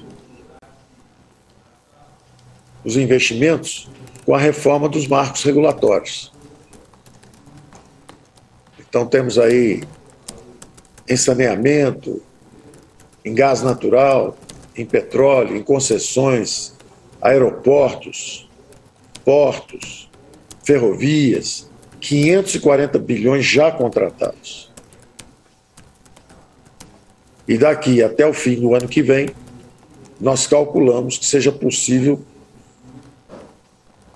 outros 500 bilhões de expansão nesses compromissos de investimento. Estamos avançando também lá fora. Vamos fazer um relançamento da economia brasileira lá fora também. Por um lado, um compromisso, estamos levando a Glasgow agora, que a gente chama do Programa de Crescimento Verde, que é um compromisso com a agenda de infraestrutura sustentável, com a agenda de Brasil Potência Verde, Brasil quarto maior mercado digital do mundo. Essa nova visão de futuro do país que tem energia, a matriz de energia mais limpa do mundo e que pela primeira vez vai receber, nós vamos entrar no mercado de carbono e estamos criando ferramentas como, por exemplo, a cédula verde, que é pela primeira vez no Brasil, nós temos o pagamento pela preservação de serviços ambientais. Nós achamos que vamos usar ferramentas importantes. O Banco dos BRICS vai colocar 2,5 bilhões de dólares como eixo de infraestrutura sustentável e economia verde para o futuro do Brasil. Nós precisamos desse protagonismo lá fora. O Brasil é a maior potência verde do planeta e tem que ter uma postura e uma posição lá fora que esteja à altura dessa nossa posição de protagonismo. Nós esperamos levar isso para Glasgow. Da mesma forma, temos também um compromisso interno. Esse compromisso interno que a pandemia agudizou desequilíbrios sociais importantes. Revelou, de um lado, os invisíveis, desassistidos, por outro lado, agudizou as desigualdades, e nós estamos atentos a isso também, e, portanto, criando programas que atenuem esse problema. 50% da inflação mundial é hoje comida e energia, que é justamente o impacto que atinge as classes mais vulneráveis e mais frágeis. Nós, então, estamos desenhando os programas que possam atenuar esse impacto. Tínhamos uma equação que era a PEC do precatório, para abrir o espaço fiscal, e o imposto de renda, do outro lado, como fonte de recursos para o nosso programa social. Quando o imposto de renda não avança no Senado, o governo tem que tomar uma atitude, tem que dar um passo à frente. Estava expirando agora o auxílio emergencial, típico da pandemia. O governo, então, decidiu criar o que seria, não é ainda tecnicamente, o que será um programa de renda básica familiar. Programa de renda básica familiar. Uma orientação do presidente foi que qualquer família brasileira tenha o amparo de pelo menos R$400. Sem o imposto de renda, nós não temos a fonte para criar em bases permanentes esse programa. Então, nós temos que criar uma parte, uma camada transitória. É uma camada transitória. Então, em vez dos R$300 sustentáveis que o imposto de renda permitiria, nós acabamos fazendo um número maior para compensar a subida do preço da comida, subida do preço da energia, proteger os mais vulneráveis, mas essa camada de proteção é transitória. É uma camada transitória. Ela nos leva justamente até dezembro do ano que vem. Ou seja, enquanto nós sofrermos esses impactos trazidos pela calamidade da pandemia, nós precisamos de um programa que possa cobrir esse aumento de preço na comida e na energia para os mais frágeis. E temos, então, esse protótipo do que seria um programa de renda básica familiar. Uma renda básica familiar. Nenhuma família brasileira ficará desamparada. Eles têm pelo menos esses R$400. Não tem fonte para que seja permanente. Então, uma parte é permanente, a outra parte é transitória, até que encontremos essa nova fonte que permita. Estávamos contando com o imposto de renda. Não progrediu, infelizmente, a reforma no Senado. Ficamos sem fonte, porque exatamente a fonte seria o imposto sobre os rendimentos de capital, justamente o imposto sobre lucros e dividendos. Os cidadãos, justamente, que têm mais recursos, seriam tributados. Esses recursos seriam, então, reciclados exatamente para um programa de renda básica familiar em bases permanentes. Nós não conseguimos isso, porque a reforma não avançou no Senado.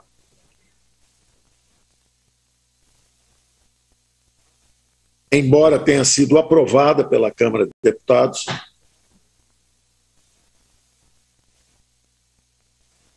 e nós, então, temos esse componente transitório, essa camada de proteção temporária, para ajudar as famílias brasileiras a comprarem o gás, que subiu de preço. Então, o que era um programa em torno de 170, 180, está agora praticamente mais do que dobrando, está indo para R$400, exatamente para cobrir o problema do aumento do custo de vida. Isso será compartilhado por 17 milhões de famílias. Então, nós estamos passando de 14 milhões para 17 milhões de famílias e, ao mesmo tempo, indo para R$400.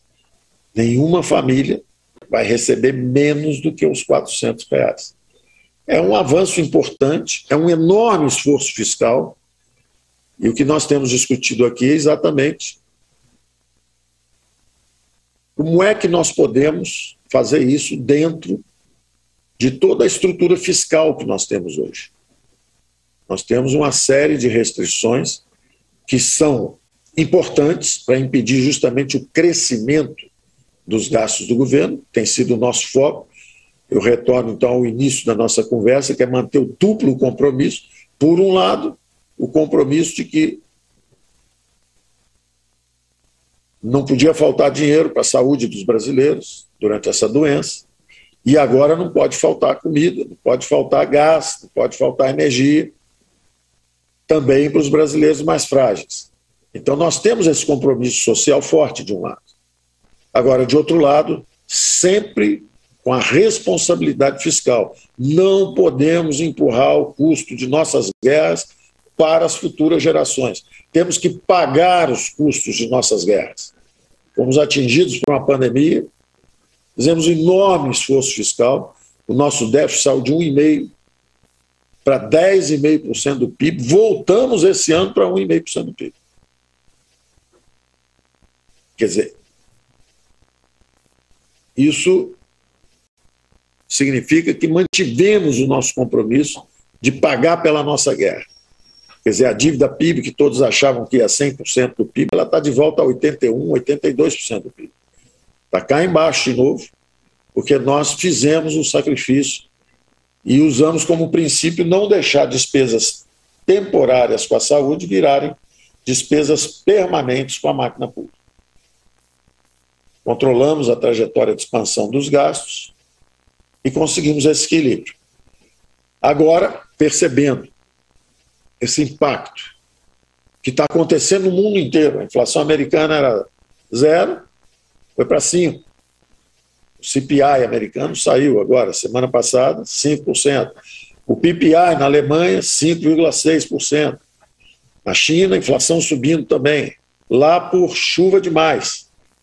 E o preço do gás, do carvão disparando. Na Inglaterra, o preço do gás natural. No Brasil, diesel, combustível, subindo também. Então, é comida e energia, subindo no mundo inteiro. Nós estamos lançando, então, essa fonte transitória até o final do ano que vem, que nos ajude, então, a que todas as famílias brasileiras tenham essa proteção dos R$400. O compromisso fiscal continua. Estávamos estudando se faríamos uma sincronização de despesas, que são salários que seguem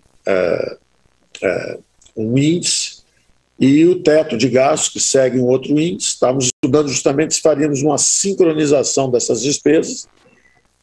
Isso ampliaria, seria uma antecipação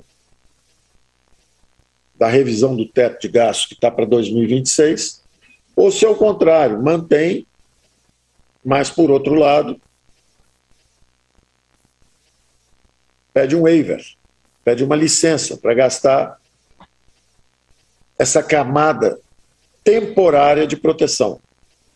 Então, como nós queremos aumentar um pouco essa camada de proteção para os mais frágeis, nós pediríamos que isso viesse um pouco como um waiver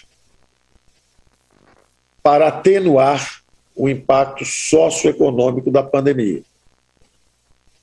Estamos ainda finalizando, vendo se conseguimos compatibilizar isso.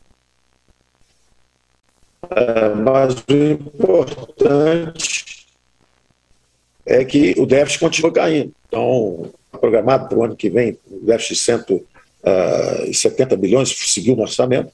Nós vamos rever para baixo de qualquer jeito, nem para 120, nem para 100, vamos descer o tempo inteiro. Só que não descer tanto quanto desceria.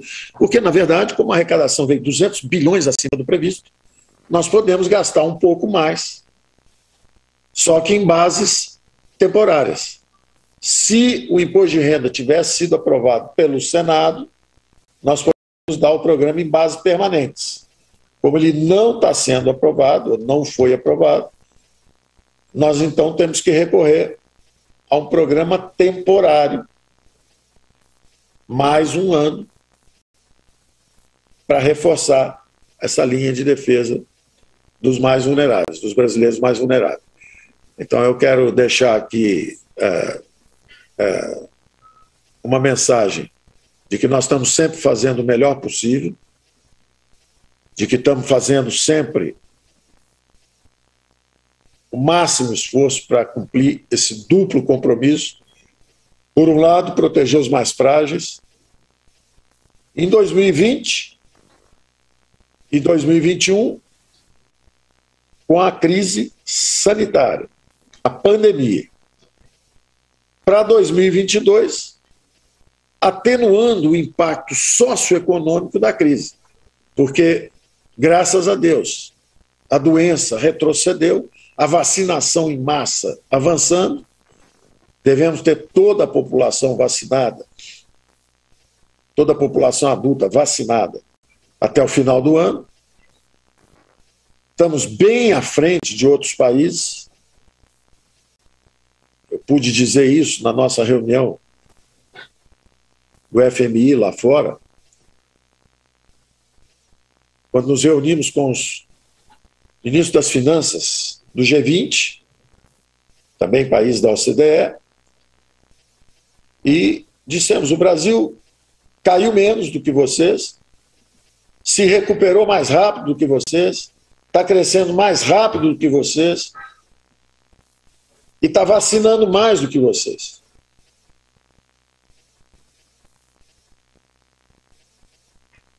Então, nós temos tentado fazer o máximo possível, a nossa parte, com esse duplo compromisso. Sim, vamos ajudar os mais frágeis e proteger os que precisam. Nenhum brasileiro pode ficar para trás. Por outro lado, temos que manter o compromisso de responsabilidade fiscal. Precisamos mostrar que continuamos no caminho da consolidação fiscal, porque isso é que permite que o Brasil siga a rota da prosperidade, ao contrário de vários países no entorno do Brasil que estão seguindo a rota da miséria. Países que já foram ricos, tiveram uma renda per capita bem maior que a nossa, e estão afundando rapidamente, aceleradamente, exatamente por não conseguir manter esse compromisso com a consolidação fiscal e a responsabilidade fiscal.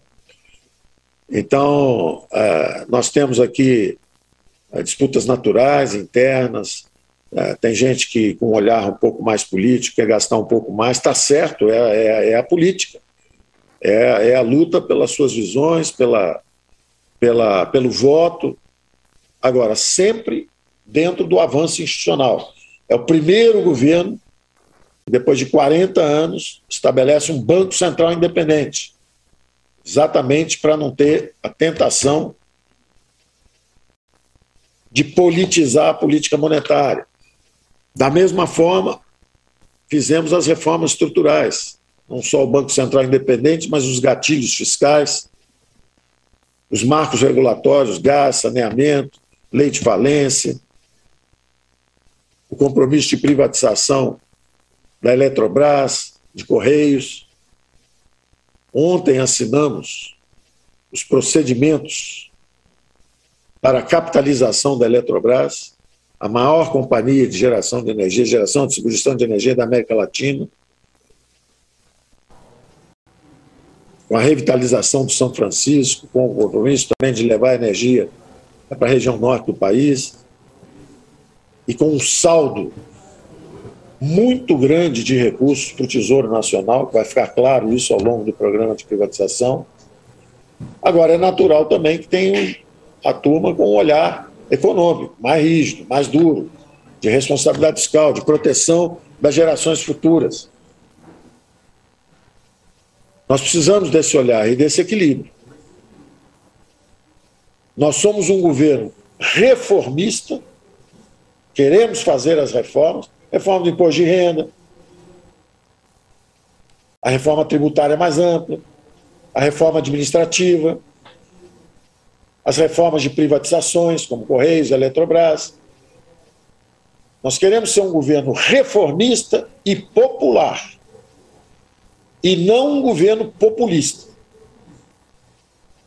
Os governos populistas estão desgraçando os seus povos na América Latina. Nós somos um governo que tem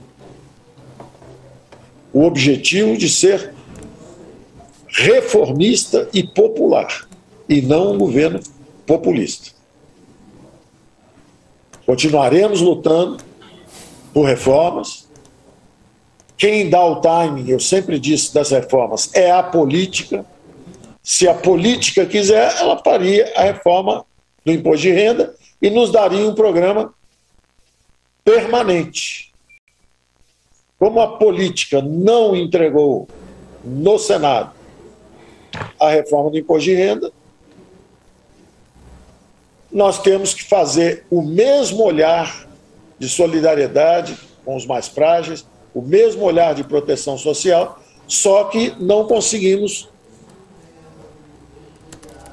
o mesmo nível permanente. Tem um componente que é transitório, porque estamos sem a fonte, que seriam os impostos sobre os rendimentos de capital. Os mais ricos pagando impostos sobre rendimentos de capital e nós, então, usando essa fonte para um programa social mais permanente. Como isso não foi aprovado no Senado, a Câmara avançou bastante e aprovou, mas nós sabemos que a janela das reformas, quem controla é a política. E somos uma democracia. Então, sem essa aprovação do IR, nós temos que fazer uma camada de proteção temporária. Mas está assumido o nosso compromisso, está assumido esse nosso compromisso com os mais frágeis. Estamos buscando agora a formatação final desses R$400, exatamente como eu disse antes. Fazemos a sincronização dos ajustes.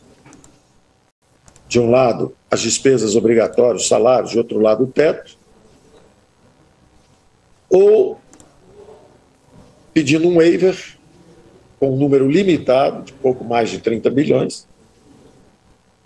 Qualquer que seja a solução, é uma decisão política, do ponto de vista técnico. Nós oferecemos a nossa contribuição, que é precatório mais IR igual ao Bolsa de 300, dentro do teto, dentro da lei de responsabilidade fiscal. Essa é a resposta técnica ao desafio. Mas quem tem voto é a política. Quem dá o timing das reformas é a política.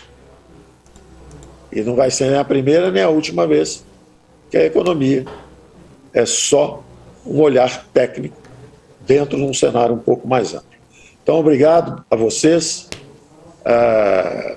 empresários brasileiros que têm feito um extraordinário trabalho de colocar a economia. É isso aí, está aí o ministro Paulo Guedes, que acabou a participação dele no evento da Abraim, que ele que então, mais do que confirmou, né? A gente já tinha a confirmação do auxílio, desse Auxílio Brasil de R$400, que até então ainda fica sem explicação, né? Desse extra, de onde vai ser tirado esses mais de 30 bilhões de reais para poder pagar. O ministro da Economia, Paulo Guedes, joga então a responsabilidade aí para o Senado, né, alegando que então a Câmara andou bastante aí com reformas, com o andamento do que tinha que ser andado, mas o Senado ainda não aprovou. Então, ou se aprova, então vai ter que furar o teto e joga então a responsabilidade para o Senado. A culpa está sendo lá do Senado.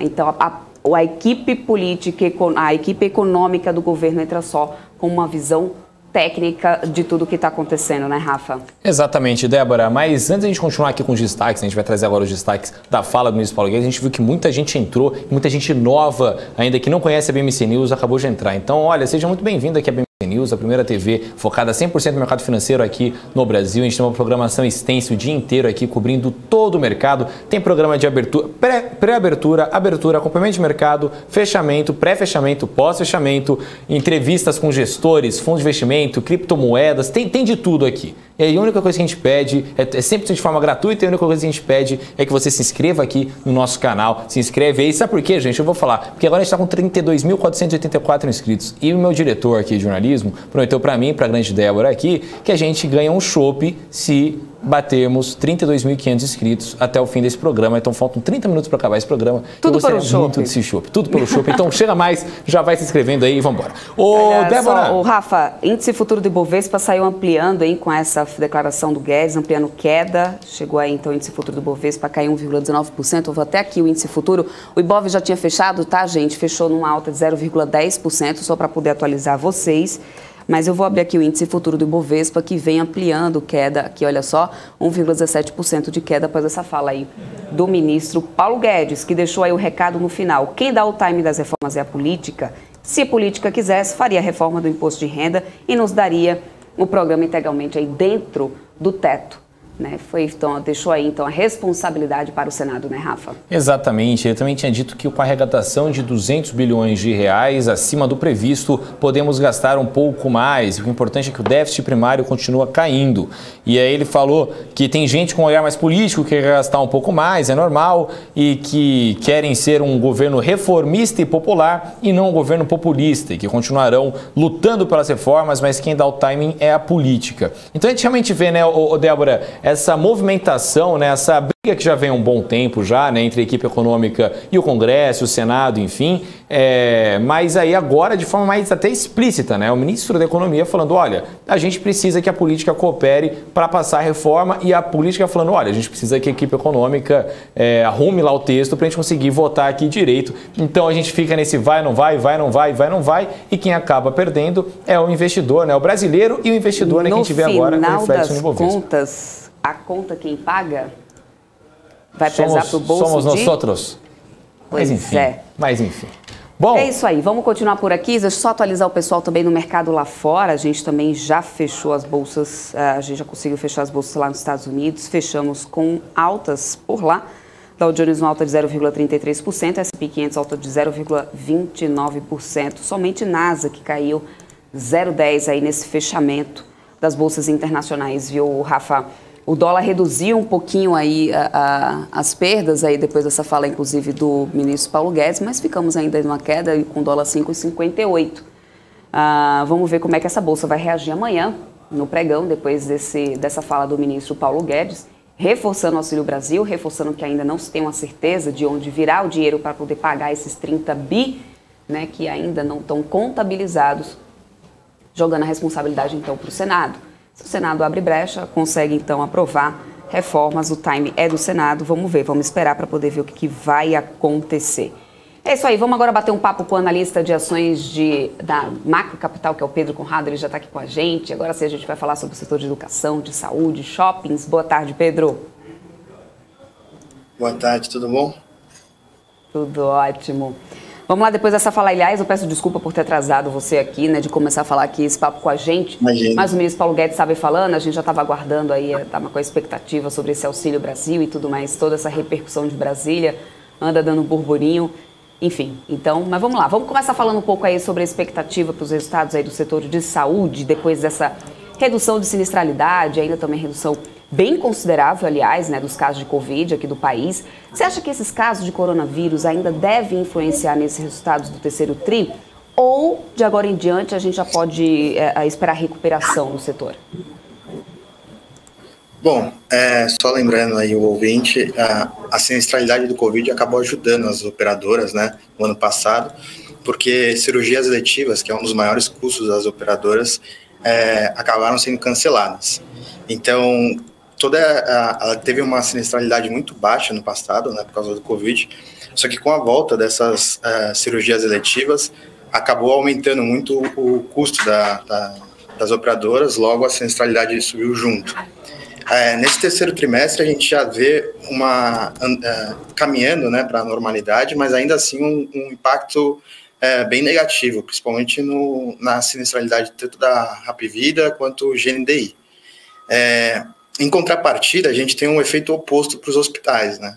Ano passado eles sofreram por causa de receitas baixas, com o cancelamento das cirurgias eles perdem muita receita, e com essa retomada, toda essa demanda reprimida das cirurgias eletivas, eles acabam ganhando mais, né? Então a gente viu no começo do ano um efeito muito positivo para a Redditor, e esse efeito deve ser cair marginalmente nesse terceiro trimestre, né? Mas a Redditor, especificamente, ela fez muitas aquisições, né? Isso, obviamente, vai agregar bastante na receita. Ela tem mais de 800 leitos aí para agregar nesse terceiro trimestre.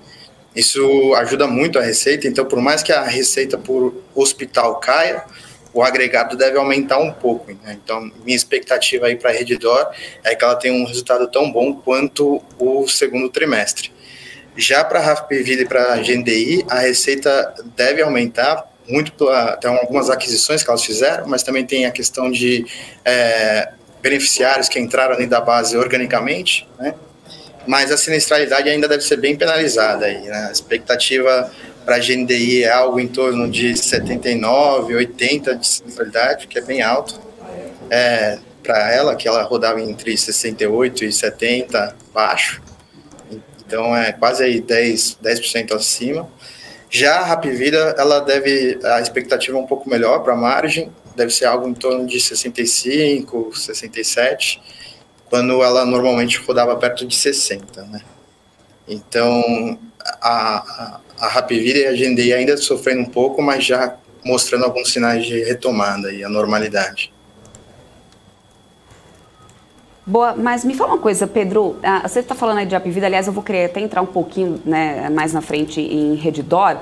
Hoje a gente teve oficialmente essa apresentação do relatório lá da CPI da Covid em Brasília, né? A gente sabe que algumas empresas do setor de saúde foram incluídas nessa CPI, inclusive como a Hapvida, né?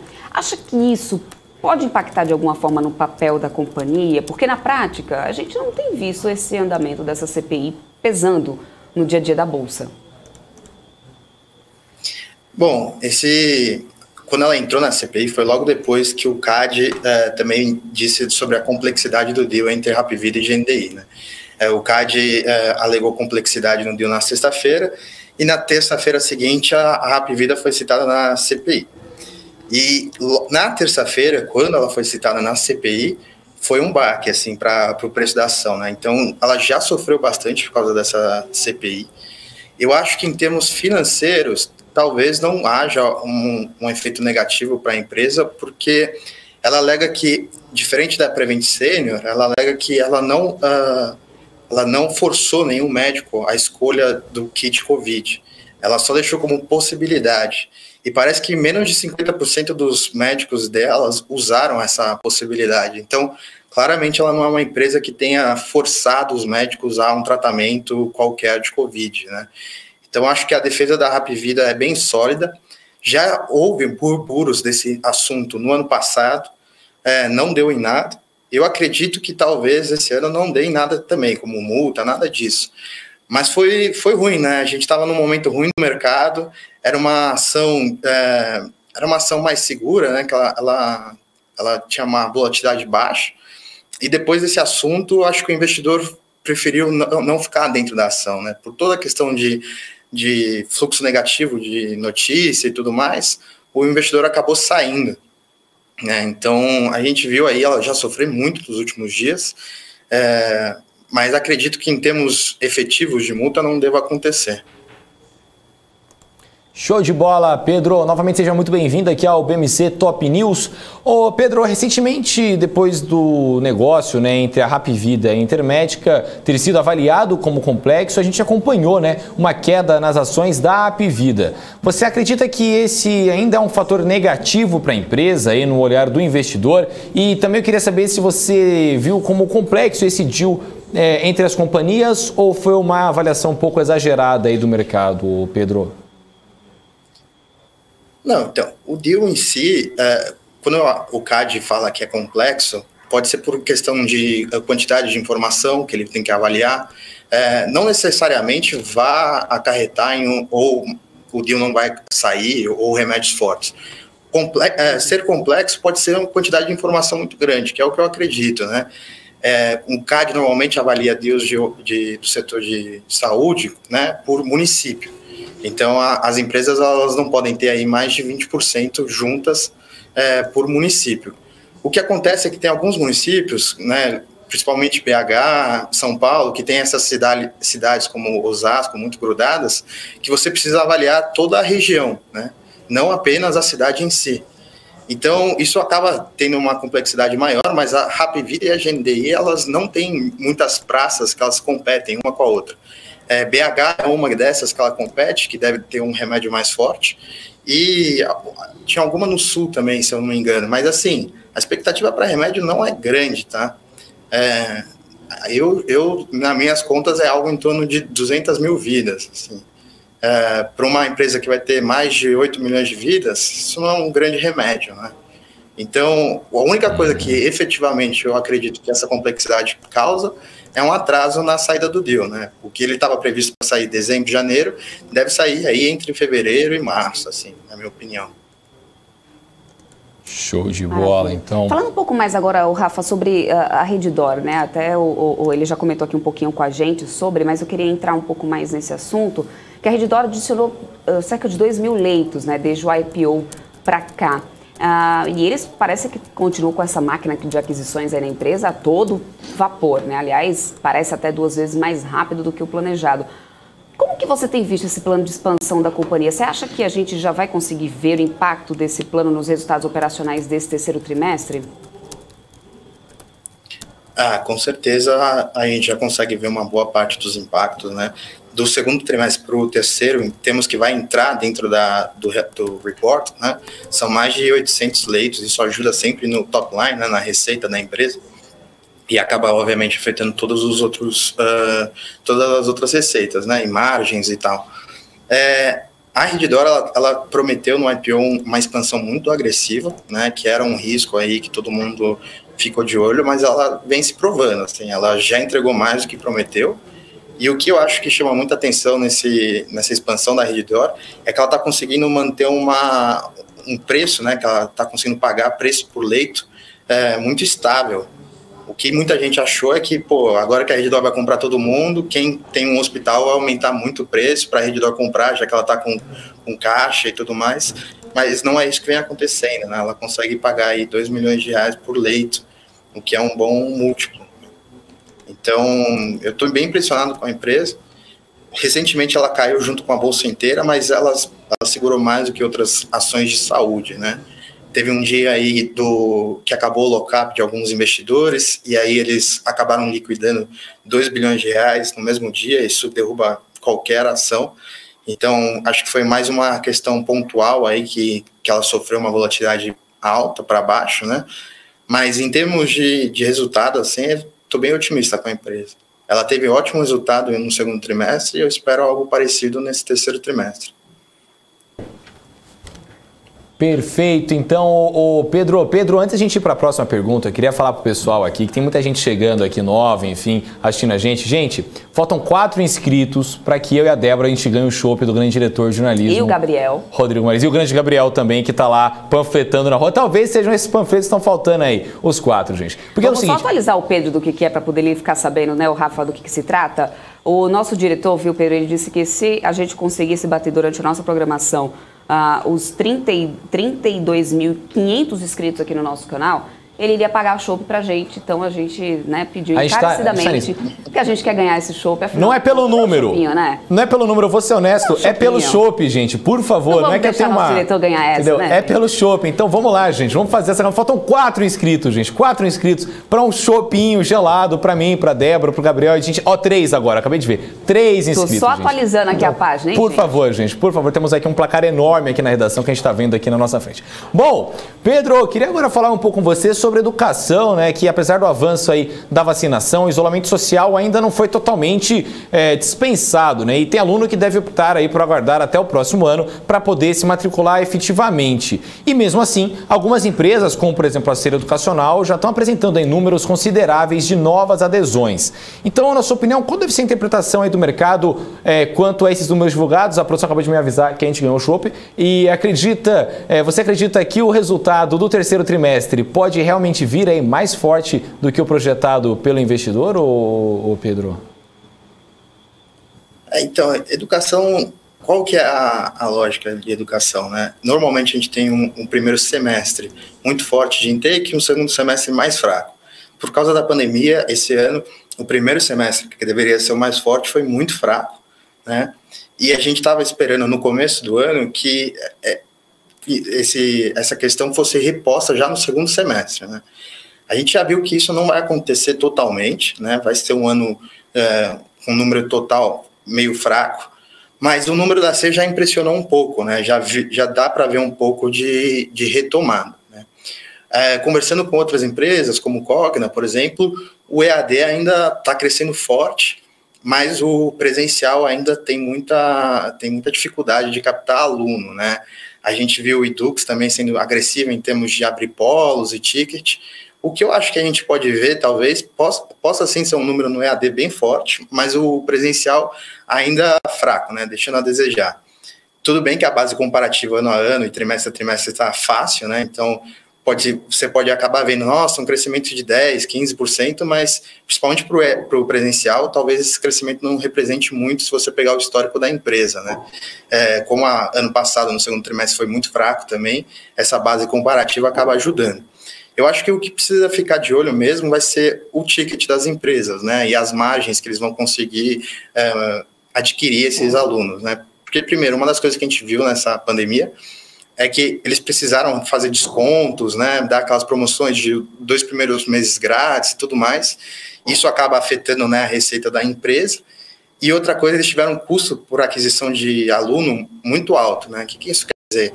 Que a empresa ela gastou muito em marketing, esse tipo de coisa, para conseguir trazer esse aluno para dentro da base. Isso acaba diminuindo a margem da empresa, né? Então, a gente viu no primeiro semestre esse tipo de coisa acontecer e é capaz que a gente veja algo semelhante nesse terceiro trimestre, né? Então, o número parecendo ser bom, né, em termos de número de alunos entrantes, mas talvez receita e margem deixem a desejar ainda. Mas, provavelmente, o aluno deve esperar, a maior parte dos alunos deve esperar mesmo o ano que vem. Assim, eles podem fazer o Enem de novo, tirarem melhores notas, pegarem outros tipos de curso, e ter menos risco, né, em termos de, eu paguei presencial, mas aí a minha aula foi cancelada porque alguém dentro da turma teve Covid, esse tipo de coisa que ainda está acontecendo.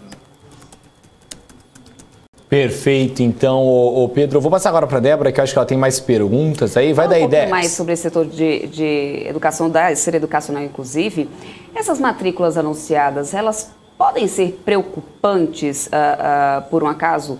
Se de repente a gente pegar, né, todo o contexto no geral, isso pode preocupar ainda o investidor ou não?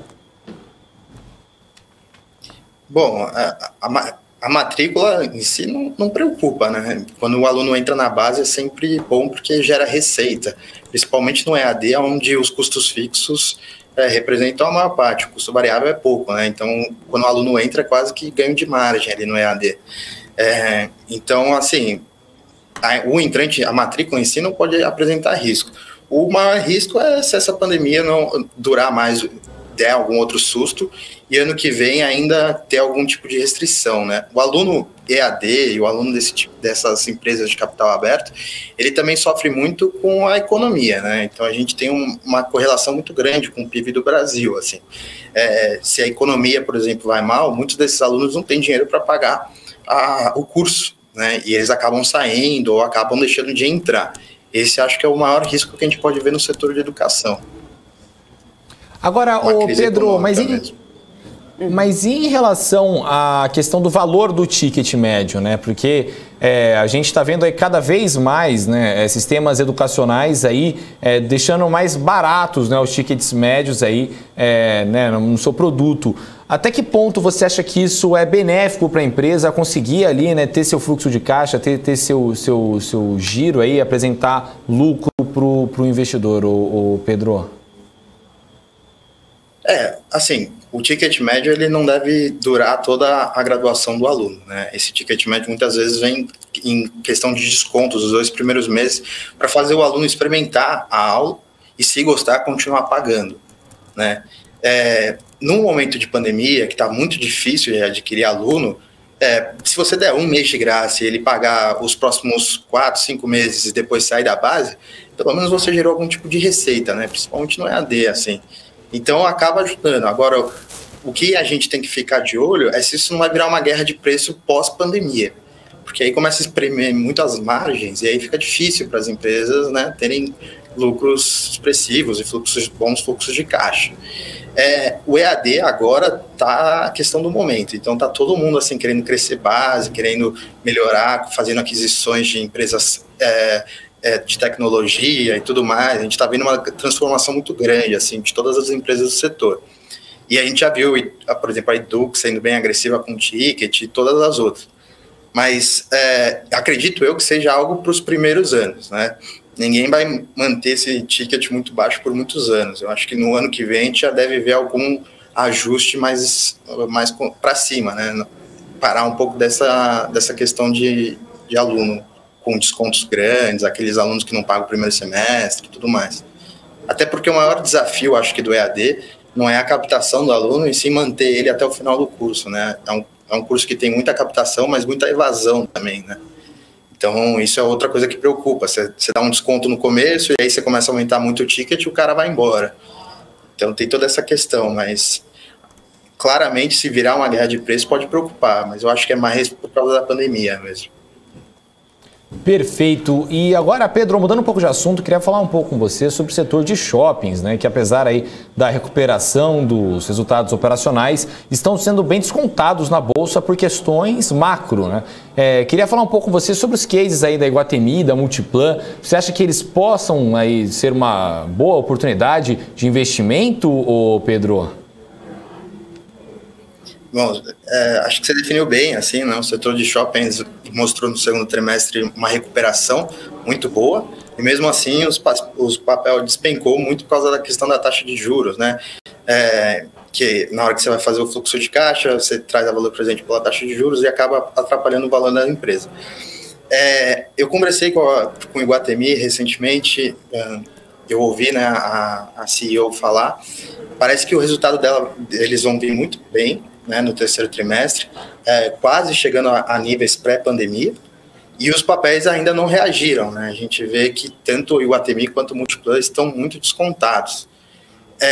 Vai ter alguma mudança estrutural mesmo no case, porque principalmente shoppings que dependiam muito dos escritórios, vai ter essa questão híbrida e tudo mais, possa ter alguma questão estrutural nos cases, mas ainda assim o valor tá muito descontado. Assim. Tem muito valor para destravar, tanto a Multiplan quanto o Iguatemi. No passado aqui a gente teve um long short, né, long Iguatemi short Multiplan, mais por uma questão de hedge. Como elas estavam muito voláteis, era bom ter um short no setor para o dia que perder menos, e o dia que ganhar, a gente ganha consideravelmente na diferença. Né? Hoje a gente já não tem mais a short na Multiplan. A gente acredita que daqui para frente tenha menos essa volatilidade.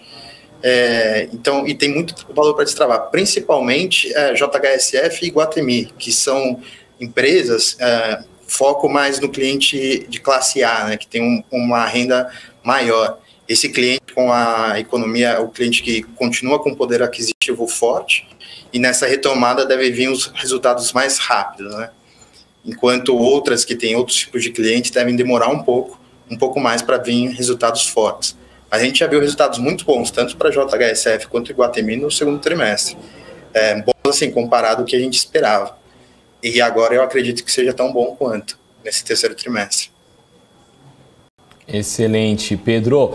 Bom, queria primeiramente agradecer aqui a sua participação no BMC Top News. É sempre uma honra receber não só você, mas como todo o pessoal aí da Macro Capital, e deixar aberto aí sempre que quiser voltar, não só aqui no Top News, mas como em toda a grade de programação da BMC News, sinta-se sempre muito à vontade, tá certo? Eu que agradeço, muito obrigado. Até uma próxima, tchau, tchau. Tchau, tchau. Rafa, vamos só atualizando o pessoal aqui de quem foi que ficou liderando aqui quedas nesse Bovespa hoje no nosso mapa de calor por variação. A gente tem aqui a Get11, olha só, né? Depois de toda a esticada que o papel deu, né? Desde a estreia para cá só estava disparando o tempo todo, caiu hoje aí 8,24%, um movimento até considerado normal pelo mercado. Get3 e Get4 também estavam nas quedas hoje, tá, gente? Aí a gente teve também BIF ali, ó, caindo, da Minerva caindo 4,06%, Uzi Minas também, junto com outras Vale aqui, sideros de mineração caindo bastante, como eu falei mais cedo para vocês. A gente teve o minério de ferro ficando no 0 a 0 lá na China, no porto de Qingdao, e Dalian a alta foi muito pequena para poder conseguir ter um impacto maior por aqui. No lado positivo, BID 11, alta de 6,95%, BID 4, 5,17% de alta, junto com outros bancões, como Itaúsa, Itubi4, Banco do Brasil, que também ficou aqui nessas altas, BPAC 11 aí nos bancos digitais, Bradesco também, que saiu sustentando uma boa alta aí, saiu impedindo que tivesse uma queda, né, virasse para queda, porque no final o Ibovespa ficou no alta de 0,10, né, o Rafa, vamos mudar aqui para o volume de variação para a gente entender um pouco melhor, né, esse peso maior, onde é que foi de volume de negociação. Olha a Vale, meu. Vale aqui foi o maior volume de negociação negativo e Petro 4, né, foi que deu uma sustentada aí nesse 0,10 de alta do Ibovespa. A gente teve o petróleo nesse finalzinho também de dia fechando no positivo, com essa questão dos estoques lá nos Estados Unidos baixando, com o dólar realmente meio sem um sentido, apesar da gente ter reduzido um pouco, na verdade, as quedas do dólar já no finalzinho do pregão, depois da fala do ministro Paulo Guedes. Ministro Paulo Guedes, que aliás, né, Rafa, reforçou que o Auxílio Brasil vai ficar assim nessa casa dos R$400, ainda não explicando como ou de onde vai tirar, né, de qual é a caixinha mágica que vai tirar esses 30 bi que passa aí na conta, né, que furaria o teto, e jogando a responsabilidade aí então para o Senado. Senado, resolva. A gente tem que pagar esse auxílio de R$400. E tem outra questão, né, Débora, se a gente for analisar esse mapa aí bonito, né, o mapa de calor bonito aí, o Banco Inter tá no ritmo da música do Diogo Nogueira, né, vai embora não, né, porque tá subindo quase 7% aí BID 11, né, e BID 4 também tá aí, né, então tá aquela musiquinha do Diogo Nogueira, né, pra quem não conhece aí, vai embora não, ninguém vai embora, ninguém vai sair agora, né, o Banco Rafael Inter. Lara, que é um grande fã do Diogo Nogueira. Eu sou muito fã, todos somos fãs de Diogo Nogueira aqui na BMC News. É isso aí, aqui no volume de negociação é exatamente isso. Lembrando, como o Rafa falou, o BID que está aí nessa transição de fechar a negociação aqui na B3, abrir nos Estados Unidos e só negociar BDRs aqui no Brasil, né, Rafa? Rafa, vamos atualizar o Bitcoin? Vamos atualizar o Bitcoin. Está aí nesse finalzinho do dia? Vamos atualizar o Bitcoin, porque o meu Bitcoin tá legal, tá bonito, tá maneiro, tá subindo 2,95% nesse momento, a $66.108 aí, né? Daqui a pouquinho, às 6h45 vem o Crypto News, mas antes você vai acompanhar o Portfólio Global com o grande Felipe Nascimento e o Alan Gani, que vão estar aqui daqui a pouquinho, às 6 horas da tarde, e a gente vai o quê, né, Débora? A gente vai beber chopp, né? Vamos dando tchau para todo mundo aqui, vamos despedindo com esse Bovespa que teve essa leve alta, mais longe de recuperar as perdas que a gente viu ontem.